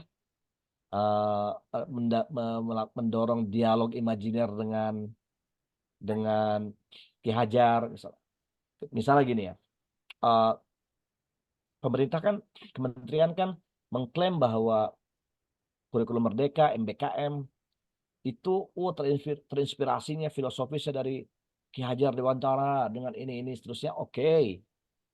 Itu adalah sebuah pemikiran, klaim akademik. Oke, kita bisa berdebat soal itu gitu kan. Tapi pertanyaannya, apakah kita tidak pernah melakukan dialog imajiner dengan Ki Hajar gitu ya? Apakah betul Ki Hajar itu menjadi role model, menjadi sumber inspirasi dari MBKM kah, kurikulum merdeka kah, gitu kan? Jangan-jangan itu hanya mimpi kosong, mimpi siang bolong misalnya gitu kan? Jangan-jangan gitu. Kalaupun itu benar, buat saya retrospektif personal kita dengan Ki Hajar, Romo Mangun, dengan Tilaar, Diarkara dan seterusnya itu menjadi penting sebagai lonceng alarm buat kita bahwa ada waktunya kita akan berhenti pada satu titik untuk sejenak merenung dan mempertanyakan jangan-jangan gitu kan, jangan-jangan saya mengajar masih dengan model the banking model education gitu kan. Saya ngajarin selama belasan tahun kepada murid-murid saya ngajar soal teori-teori kritis ini, tapi saya merasa bahwa oh ternyata kayaknya saya masih menggunakan the banking model education itu kan, dengan mencekoki, dengan menyuapi dan seterusnya. Padahal, nah, saya sendiri bicara soal dengan pose pendidikan pedagogi pose hadap masalah misalnya. Jadi itu menurut saya penting. Jadi pertanyaan Pak Ridwan bagus dan refleksinya adalah kita perlu itu gitu kan. Kira-kira kalau sekarang Flair masih ada gimana? Kira-kira kalau Mark sekarang masih ada gimana gitu kan? Kira-kira kalau misalnya Pram masih ada gimana gitu kan? Kira-kira kalau Tilaar masih ada gimana? Dan itu perlu buat kita gitu ya. Apalagi kita di aktivis guru pendidikan, hati-hati kita terbuai akan dunia mekanistik itu juga berbahaya. Nah, di saat itulah kita perlu untuk tadi membangun, melakukan dialog imajiner, melakukan retrospektif gitu kan, nah kayak saya semalam menikmati tuh gitu kan buku Christina ini, letter to Christina ini kan saya menikmati, saya baca, saya coba bandingkan dengan sumber yang lain. Oh ternyata ini menarik. Oh ini dia cerita masa muda, cerita tentang kenapa dia tidak menulis ke Ana Mario Araujo itu karena dia merasa bahwa ketika dia menulis untuk Christina itu adalah bagian dari kasih sayang dia, cinta dia gitu ya, yang merupakan juga bagian dari cinta dia, kasih sayang dia kepada Ana Maria Araujo itu gitu kan gitu ya. Jadi tapi dengan cara menulis karena diingat tadi Christina dia meminta agar pamannya itu bercerita masa depan, masa muda, masa anak-anaknya, masa mudanya dan seterusnya. Dan ternyata kuncinya satu, Claire itu dia mencintai anak-anak, keluarga gitu kan. Christina adalah sebagai seorang yang mungkin punya pengalaman yang lebih dekat gitu ya, lebih dekat secara personal ketika dia kecil dan Christina hanya tahu cerita dari ayah ibunya tentang bahkan dari neneknya tentang sosok dari pamannya itu gitu kan, kehebatannya, cemerlangnya. Nah, ketika ketemu dia minta bisa nggak kamu cerita ini gitu kan. Nah, Claire meresponnya ketika dia di pengasingan, nah dia mendapatkan momentum untuk menulis surat-surat kepada Christina itu. Jadi kira-kira di situ. Baik, terima kasih Pak. Setidaknya saya tadi menangkap bahwasannya Paulo Freire tidak akan merasa puas dengan apa yang telah kita terima hari ini, bahwasanya ada harapan, yes, tetapi ternyata ada banyak kesalahan, kekeliruan yang barangkali membuat dia menangis, kira-kira begitu. Kalau dalam konteks Indonesia, barangkali mungkin ada yang bertanya secara langsung, karena di kolom chat juga sudah ada 2 antri pertanyaan, tapi siapa tahu langsung pengen bertanya, bisa raise hand, 7 tangan, atau barangkali harus saya yang membaca pertanyaannya ya. Boleh bertanya, Eh, Pak? ada? Ada saya. Ada Oke. katanya tuh, Mas Dimas Siap, ya. siap, siap. Silahkan. Pak Dimas. Silakan Baik. Pak Dimas. Terima kasih. Selamat sore. Saya harap Pak Rahmat tidak bosan dengan saya. Ya, perkenalkan, nama saya Dimas Wiradiatama. Saya guru sosiologi di Kota Bekasi. Saya mahasiswanya Pak Rahmat. Sebenarnya minggu lalu baru bareng Pak Rahmat juga di kelas sosiologi etnis. Semoga tidak bosan ya Pak ya.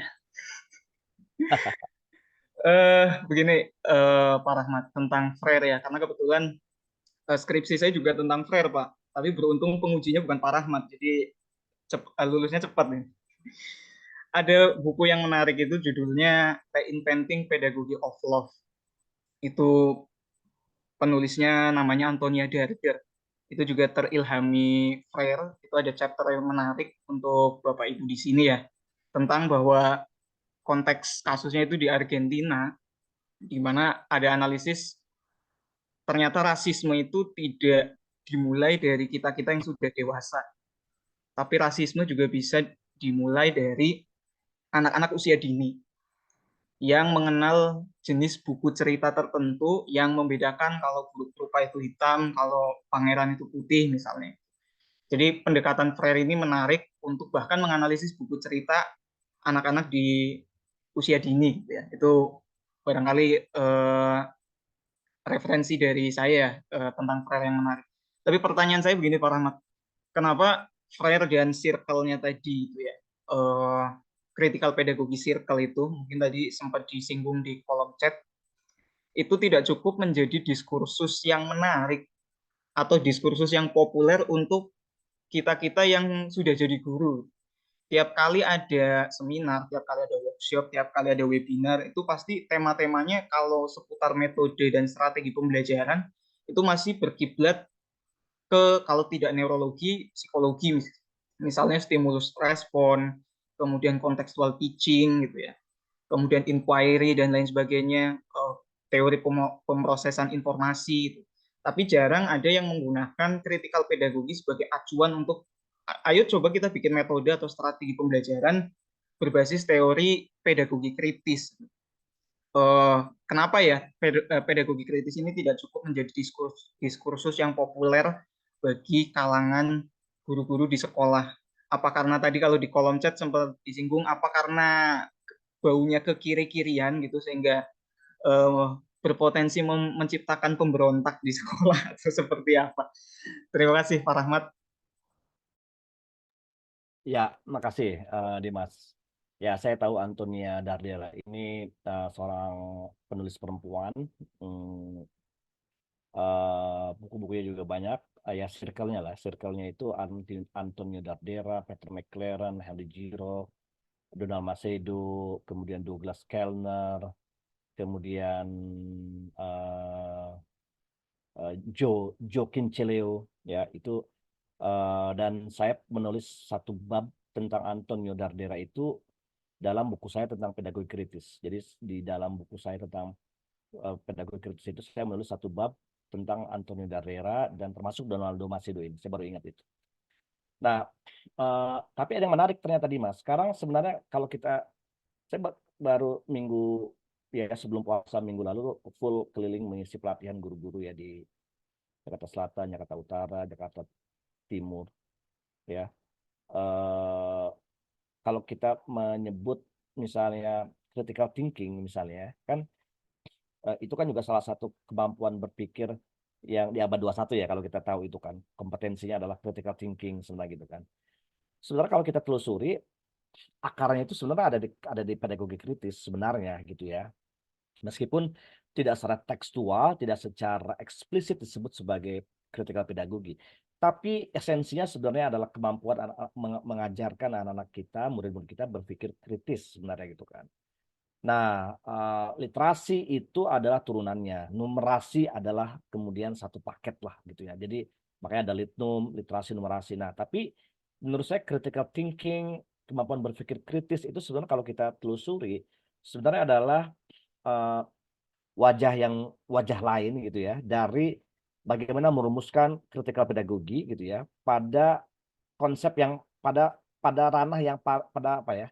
Pada ranah yang paling gampang dipahami lah kira-kira gitu ya. Critical thinking.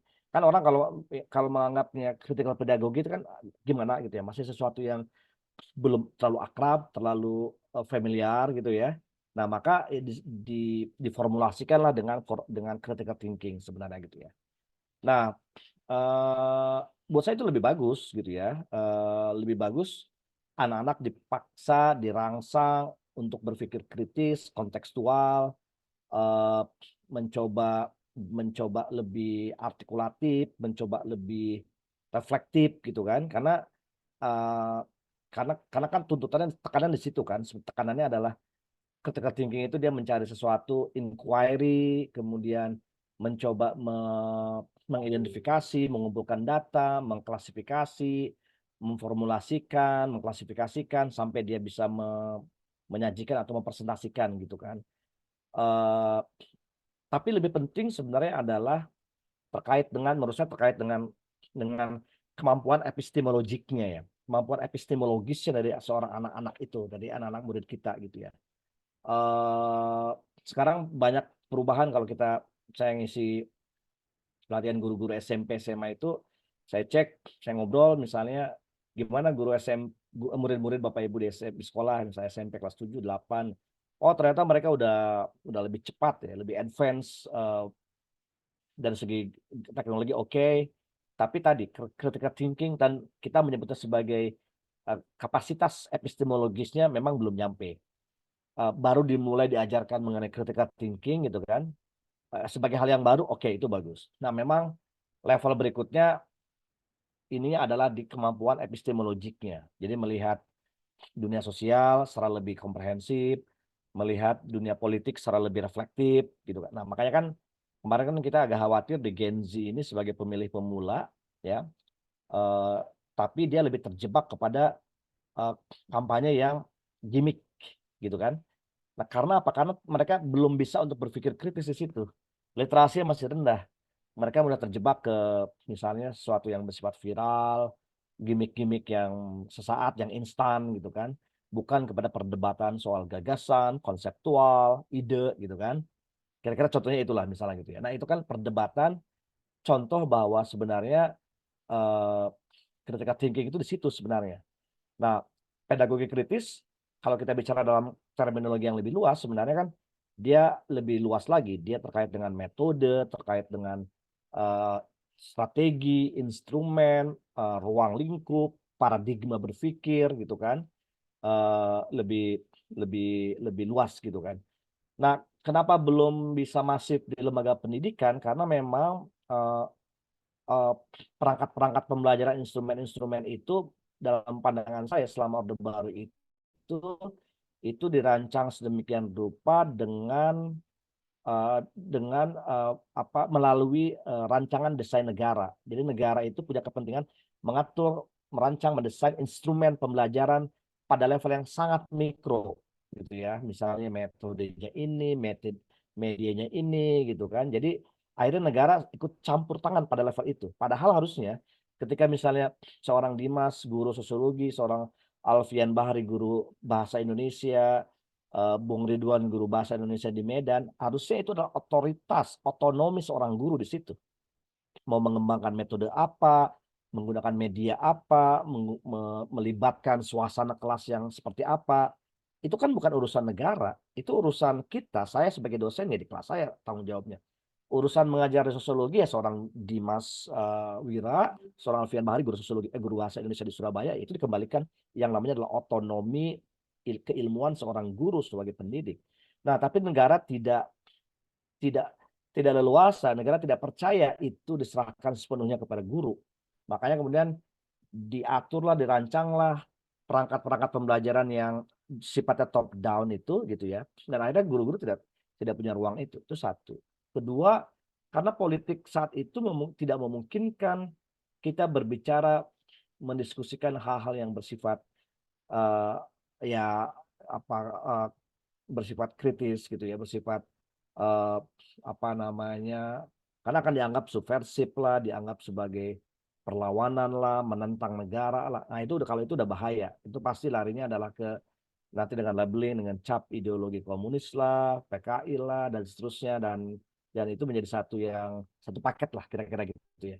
Nah akhirnya karena ruang pendidikan formal tidak memungkinkan itu, itulah kemudian ruang yang memungkinkan adalah di pendidikan non formal atau di pendidikan alternatif melalui apa? Pendidikan oleh kelompok-kelompok masyarakat. Misalnya kelompok-kelompok pendampingan buruh, nelayan, kemudian masyarakat miskin kota, gitu kan, kelompok perempuan, gender, gitu ya, kelompok-kelompok lintas agama. Nah, kelompok-kelompok masyarakat pendampingan pedesaan, agraris. Nah, itu yang masif melakukan itu untuk menurunkan pendekatan Freire pada level yang paling mikro gitu ya, dengan melakukan partisipatoris, dengan melakukan pendidikan akar rumput gitu ya. Jadi saya dulu pernah diajak oleh teman saya di LP3S ya, masih kantor di Selipi Jakarta Barat. Nah, LP3S adalah salah satu gerakan sipil, masyarakat sipil di era Orde Baru yang intensif. Dia melakukan perlawanan terhadap Orde Baru, tapi secara smooth ya. Apa secara smooth itu? Dia melakukannya dengan pendampingan komunitas di buruh, pesisir, ya, nelayan, pertanian, masyarakat agraris dan seterusnya gitu ya. Nah, saya banyak ngobrol, saya punya satu senior di LP3S dan saya pernah datang langsung ke direktur program di LP3S, ngobrol-ngobrol, sharing itu, cerita bagaimana proses pendampingan. Dan betul, itu mereka terinspirasi dari Freire dengan bukunya adalah Pendidikan Kaum Tertindas, yang itu justru penerbit pertama di Indonesianya adalah LP3S. Terjemahkan 1970 kalau nggak salah ya, 1970. Dan 1990 di era Orde Baru itu bukunya tipis kan kalau kita lihat Pendidikan Kaum Tertindas itu kan ya, yang ada gambar gerakan tangan mengepal gini kan. Tapi itu buku yang paling dianggap subversif oleh Orde Baru saat itu, selain buku-buku dari Marx, Aidit, CS gitu ya. Itu buku yang subversif, Pendidikan Kaum Tertindas itu gitu ya. Dulu zaman-zaman kuliah saya satu itu, buku itu hanya dicetaknya stensil. Stensil itu yang bukan cetak folio kayak sekarang gitu ya. Tapi itu buku wajib aktivis dulu situ ya. Jadi kalau misalnya aktivis-aktivis, terutama daerah-daerah yang memang punya pabrik industri ya, misalnya aktivis-aktivis di Semarang, di Undip, kemudian di UKSW, itu mereka banyak pendampingan ke buruh-buruh di daerah Salatiga, di daerah Ungat. Nah itu bukunya oleh Bung Irmansyah itu ya, Firmansyah. Kan tipis sebenarnya kan bukunya, tapi itu luar biasa itu. Itu buku yang oleh negara dulu tuh subversif banget oleh Orde Baru gitu ya. Padahal sebenarnya kan dia bicaranya adalah yang sederhana sebenarnya kan. Tapi kenapa dia dianggap subversif? Karena judul provokatif, Pendidikan Kaum Tertindas. Wah itu luar biasa. Kenapa tertindas? Ya itu, buruh tertindas oleh majikannya, petani ditindas oleh ini dan seterusnya. Nah, saya juga pernah riset soal itu. Selain tadi cerita dengan LP3S, saya riset dengan bagaimana pendidikan populer itu dipraksiskan misalnya oleh INSIS ya. Nah, INSIS itu lebih modern lagi tuh. INSIS bukan lebih modern. INSIS lebih progresif lagi. Melalui tokohnya adalah Mansur Fakih itu ya. Jadi Mansur Fakih itu ketika itu masih kuliah di IAIN Ciputat. Nah, dia dulu masih magang bolak-balik ke LP3S, tapi sekaligus dia curi-curi ilmu tuh. Curi-curi ilmu dari pengalaman pendamping-pendamping yang LP3S yang dia ada di daerah-daerah tuh. Jadi kalau dulu aktivis-aktivis pekerja LP3S itu nggak pernah dia di kantor, dia hidupnya di lapangan. 3 bulan dia di daerah, misalnya di daerah Pangalengan, 3 bulan dia di daerah, 6 bulan di daerah Situbondo, daerah Sidoarjo dengan buru-buru gitu kan. Tapi betul itu mempraksiskan apa yang ditulis oleh Freire tentang pendidikan membebaskan itu gitu kan. Jadi melakukan pendidikan partisipatoris, buruh-buruh yang aktivis-aktivis buruh, simpul-simpulnya dikumpulkan, kemudian bikin jaringannya, ya pola-pola sel gitu ya. Tapi itu berhasil menurut saya gitu ya. Nah, justru itu pendidikan informal itu berhasil dilakukan oleh jaringan inisiasi oleh LP3S, kemudian oleh INSIS ya, Mansur Fakih, dan saya wawancara Tomat Dimasang, kemudian sayangnya Pak Mansur udah meninggal saat itu gitu ya. Tapi saya koleksi buku-bukunya, cari buku-bukunya Mansur Fakih, disertasi Mansur Fakih, kemudian ada generasi-generasi awal INSIS Press, Toto Raharjo, kemudian bagaimana pertanyaan-pertanyaannya adalah kira-kira membumikan pemikiran Freire sampai pada level yang praksis di kelompok-kelompok dampingan, petani, nelayan, dan seterusnya. Nah, makanya kemudian INSIS Press punya buku yang berjudul Pendidikan Populer. Modul Pendidikan Populer. Nah, itu sebenarnya adalah bagaimana Pak Rom, Pak Mansur Fakih itu menurunkan pendidikan pedagogi kritis tadi gitu ya, dengan menjadi modul-modul yang lebih praktis sebenarnya gitu. Itu kan menurut saya menarik banget gitu ya.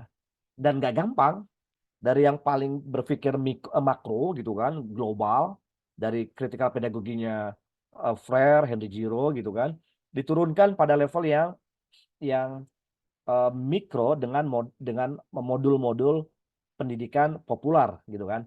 Nah, salah satu yang paling gampangnya adalah kalau teman-teman pernah ikut atau pernah mendengar yang namanya ANSOS ya, analisis sosial, itu contoh yang paling gampang dari kalau kita bicara pedagogi kritis paling atas, kemudian pendidikan populer level berikutnya. Nah, pendidikan paling bawah itu adalah model ANSOS, analisis sosial. Misalnya anak-anak, misalnya, nah ini biasa ketika saya kuliah itu dulu awal-awal udah bertubang itu, kita materi ospek itu ada materi ANSOS. Jadi kita satu hari itu dilepas di misalnya di pasar. Padahal saudara cuma soal pasar. Di satu pasar dulu ingat saya di Purwokerto itu dilepas di pasar Wage namanya. Kita seharian dilepas di sana, dibikin kelompok.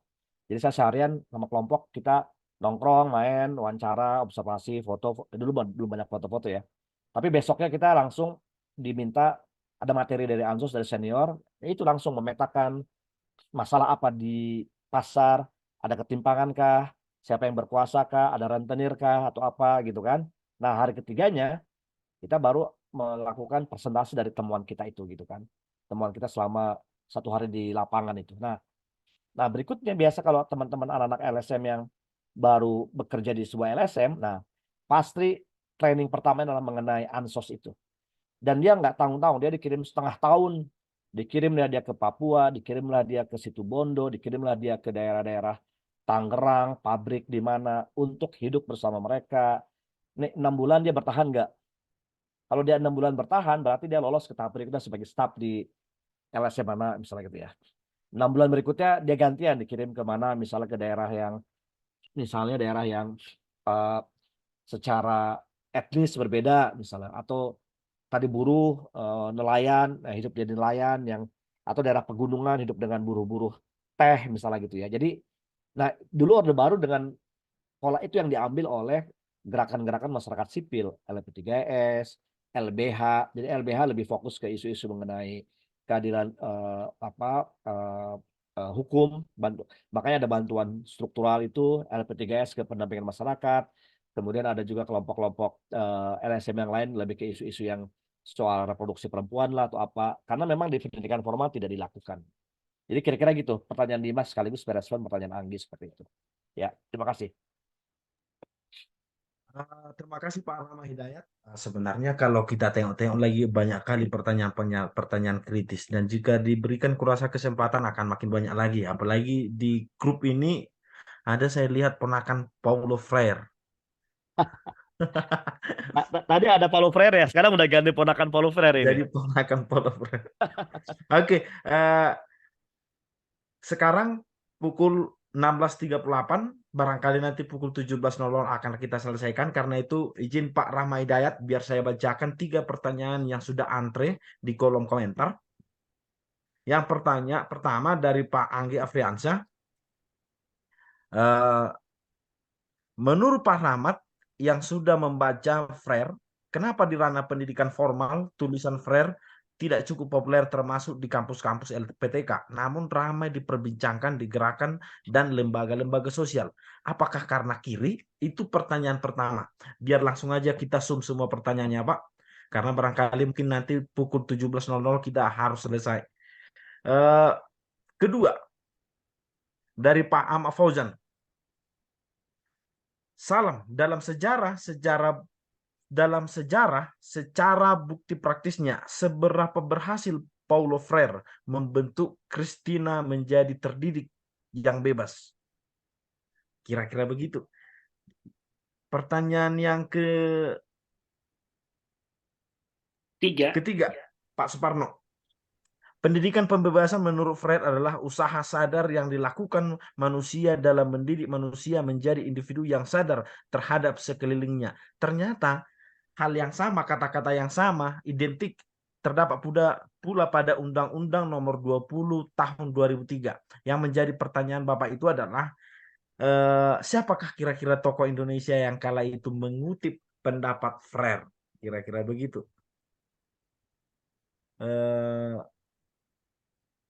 Yang terakhir, ini hanya sebatas saran untuk rekan-rekan guru yang bertugas sebagai fasilitator dan pengajar praktik, barangkali terdapat kepada saya juga ini. Oke, saya pikir itu saran. Langsung aja Pak ke 3 pertanyaan tadi dari Pak Anggia Fransa tentang kenapa tidak dibicarakan di LPTK, apakah karena kiri? Yang kedua, seberapa berhasil Pak Paulo Freire mendidik orang yang terdekatnya, yaitu keponakannya, apakah dia menjadi orang terdidik dan terbebaskan? Dan yang terakhir dari Pak Suparno tadi, siapa sebenarnya tokoh yang mencontek, yang mengambil kata-kata yang usaha sadar itu? Kira-kira begitu Pak Rahmat Hidayat. Sekitar waktu paling lama 20 menit lagi, karena barangkali kita nanti pukul 17.00 sudah harus selesai dari ruangan ini Pak. Terima kasih Pak. Iya, pertama memang pemikiran Paulo Freire ini dianggap sebagai satu pemikiran yang tidak lazim ya dalam pendidikan tinggi kita gitu ya, terutama dalam LPTK gitu ya.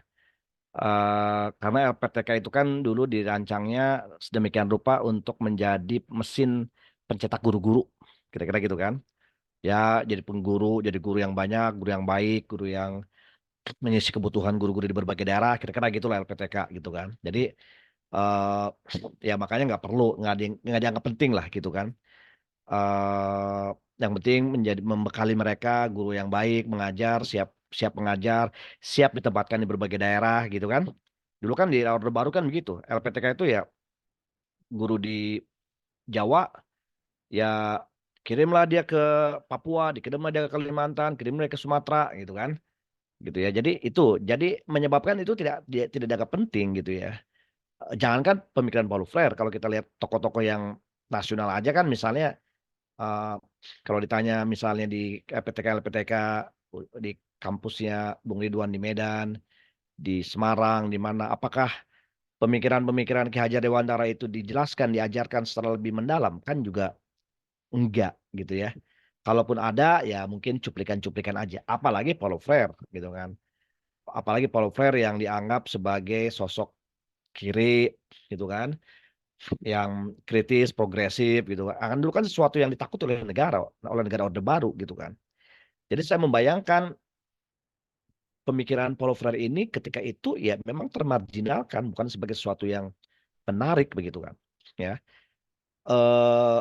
saya misalnya pengalaman saya saja saat itu mendapatkan membaca buku tadi Pendidikan Kaum Tertindas ya ketika saya kuliah dulu di S1 di Unsud Purwokerto itu tidak dari bangku kuliah, tapi dari diskusi-diskusi dari senior-senior saya gitu ya, dari aktivis-aktivis yang dia sering melakukan advokasi buruh di pedagang di pasar Wage dulu di Purwokerto itu.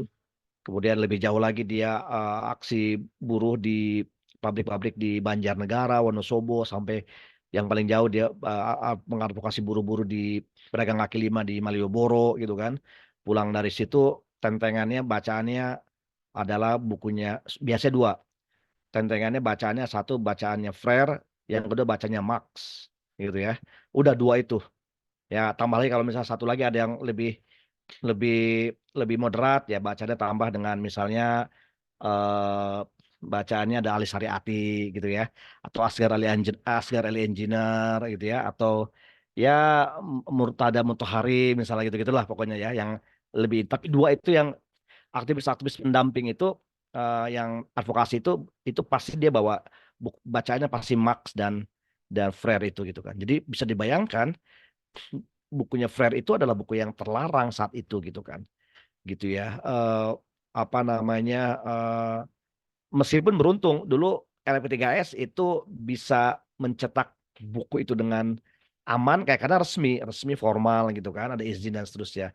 Tapi kalau udah sampai ke level diskusi seterusnya, itu hati-hati. Sebenarnya dulu Orde Baru itu mencekam banget. Jadi diskusi sore itu bisa dibubarkan atau Intel siap menggerayangi di kampus itu, di lokasi itu, dan makanya kemudian diskusi-diskusi mengenai Frere dan Marx itu selalu hadir di kelompok-kelompok, di ruang-ruang yang bukan ruang formal. Itu di kelompok-kelompok diskusi, gerakan, aktivis jalanan gitu ya. Kayak saya tadi cerita, ya saya nggak pernah dapat itu di bangku kuliah dulu gitu ya. Saya dapatnya dari teman saya, senior saya diskusi, pinjam bukunya gitu kan. Ya beli berapa kali beli tapi hilang, dipinjam seterusnya. Jadi udahlah akhirnya kata kita udah tahu udah hatam gitu kan. Ya akhirnya udah nggak usah beli lagi gitu kan. Nah, jadi akhirnya LP3 pun menurut saya kehilangan momentumnya di situ gitu kan. Nah, kalaupun ada kan itu kan baru mulai lagi setelah Orde Baru tumbang.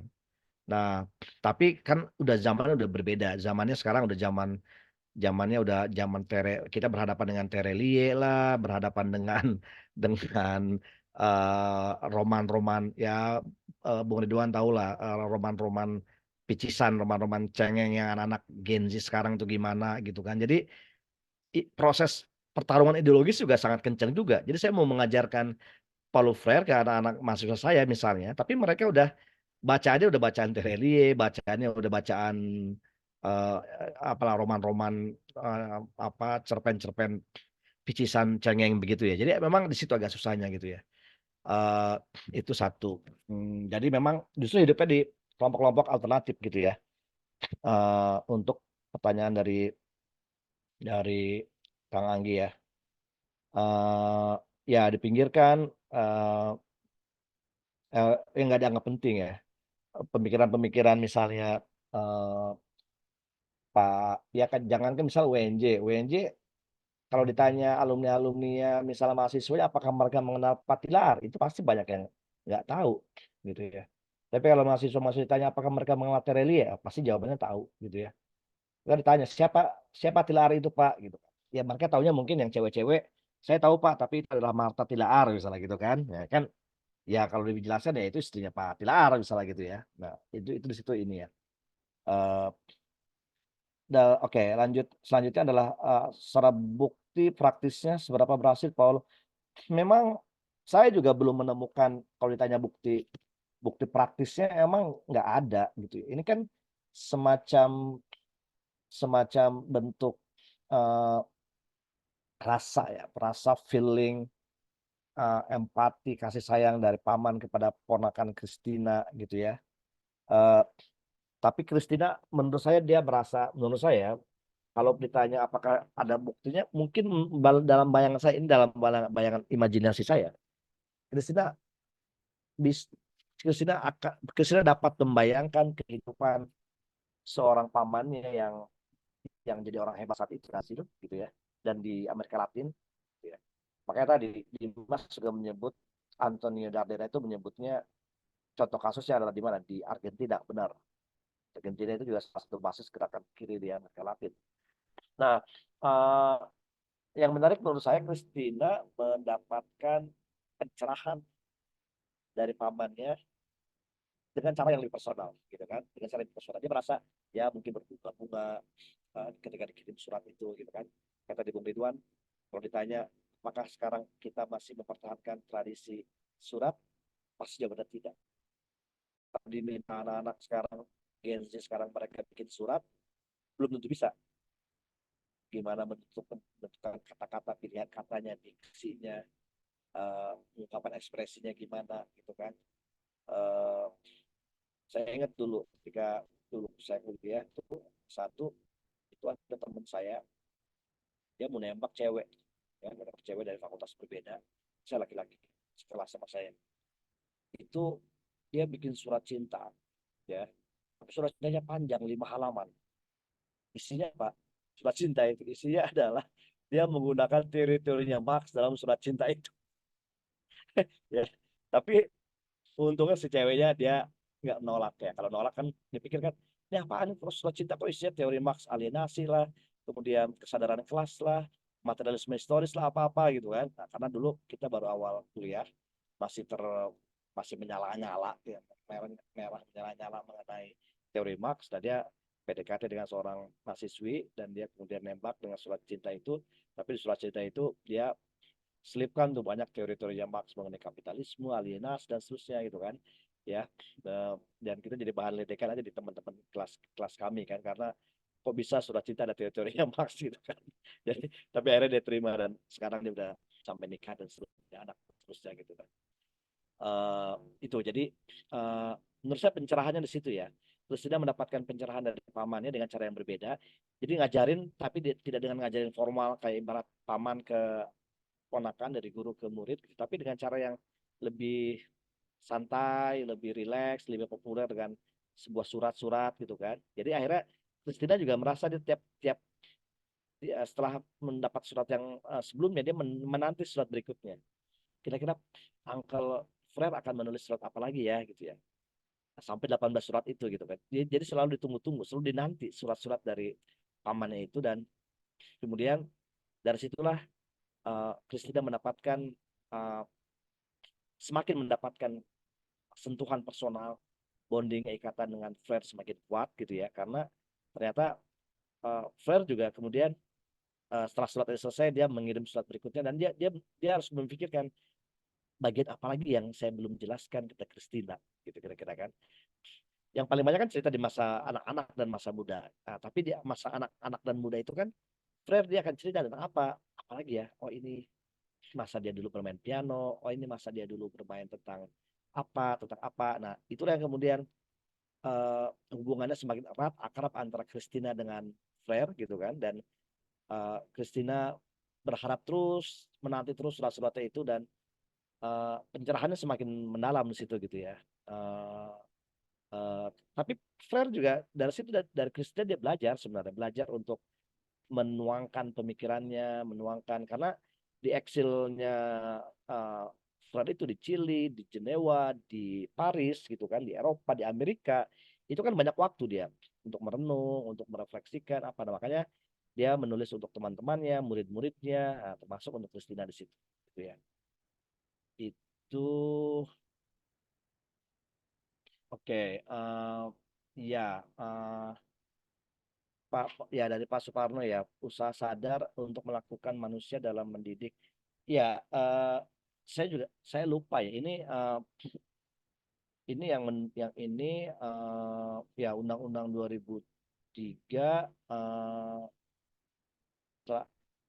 apakah Ki Hajar apa Fuad Hasan saya lupa ya, tapi memang betul Pak, ini ada usaha sadar. Jadi pendidikan itu ya kayak kita ngajar di sekolah, guru-guru gitu kan, guru-guru atau Daud Yusuf ya saya lupa ya, tapi memang eh, itu ada usaha penulisan dari tadi ya, usaha sadar. Jadi pendidikan adalah usaha sadar.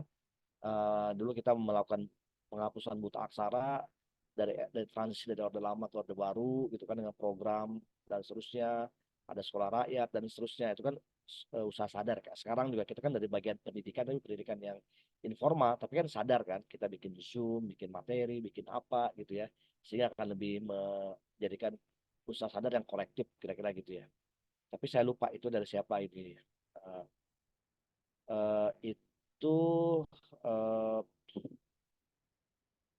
dari Firmansyah, rekan guru yang bertugas sebagai fasilitator baik praktik baik bagi guru di wilayahnya untuk, ya betul, saya kira sepakat itu ya, Bung Firman. kita perlu mendorong itu gitu ya, mendorong, mengkampanyekan, mendiseminasikan di sekolah, di kampus. Kalau saya memang di materi kuliah saya ada materi FRAIR gitu ya, 2 pertemuan ada di ya, termasuk Dimas dulu pernah dapat materi kuliah saya teori sosial pendidikan, mata kuliahnya sampai sekarang masih ada, dan di situ ada 2 sesi pertemuan kita membahas pemikirannya Paulo Freire gitu kan. Dan mungkin itu satu-satunya PTN LPTK di Indonesia UNJ yang kami memiliki mata kuliah teori sosial pendidikan. Di situ saya mengajar materi-materi misalnya Paulo Freire, Henry Giro, Michael Apple, Peter McLaren, kemudian Pierre Bourdieu, Paulus Enchintis, dan seterusnya gitu. Tapi saya menekankan kelebihannya adalah Freire dengan memberikan 2 sesi pertemuan. Kenapa? Karena mahasiswa harus tahu. Meskipun saya harus juga apa ya, gambling juga ya, karena ini bagian dari idealisme saya untuk mengajarkan murid-murid saya. Tapi di sisi yang lain tadi yang saya cerita, saya berhadapan dengan kondisi mereka itu udah kadang ya 1-2 orang lah mungkin yang mereka tertarik, antusias gitu ya. Tapi memang zamannya berbeda. Kayak Dimas ini masih bertahan sampai sekarang. Saya sering ikut Zoom ini, datang kan ya palingnya dari 35 orang sekelasnya dia, misalnya 1 orang masih bertahan kan, concern dengan komitmen itu kan bagus ya gitu ya. Jadi memang agak berat ya sekarang melakukan transformasi pemikiran Freire itu di kampus gitu ya, karena memang kita berhadapan dengan dunia yang berubah gitu ya. Tapi bukan berarti nggak mungkin gitu ya. Buat saya prosesnya nggak pernah berhenti, terus menerus gitu kan, karena dengan cara itu pendidikan kan memang terus berlangsung, tak putus-putus seperti itu. Saya kira demikian ya, Bung Ridwan. Saya kembalikan ke Bung Ridwan. Silakan. Terima kasih. Baik, terima kasih Pak atas jawaban yang telah diberikan, sungguh sangat mencerahkan. Saya pikir kalau dibuka lagi untuk pertanyaan pasti masih ada yang mau bertanya, karena Freire tidak akan selesai dibahas hanya dalam 2 jam, apalagi bersama Pak Rahmat Hidayat. Karena sekarang adalah di bulan puasa, yang merayakan ibadah puasa, selamat merayakan ibadah puasa dan akan segera berbuka.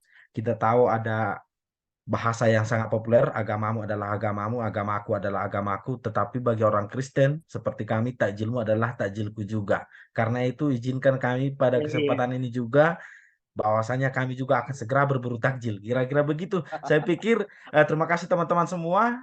Kita sudah mendapatkan banyak pencerahan dari Pak Rahmat Hidayat dan pertanyaan-pertanyaan kritis, nakal, seperti Mojo ini. Ada juga nakal-nakalnya sedikit.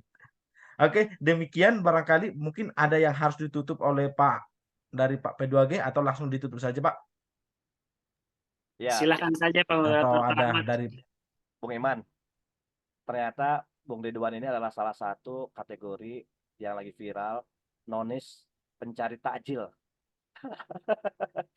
Jadi ini, tapi Bung Ridwan karena sekarang lagi tugas jadi moderator, baru cari takjilnya jam 5.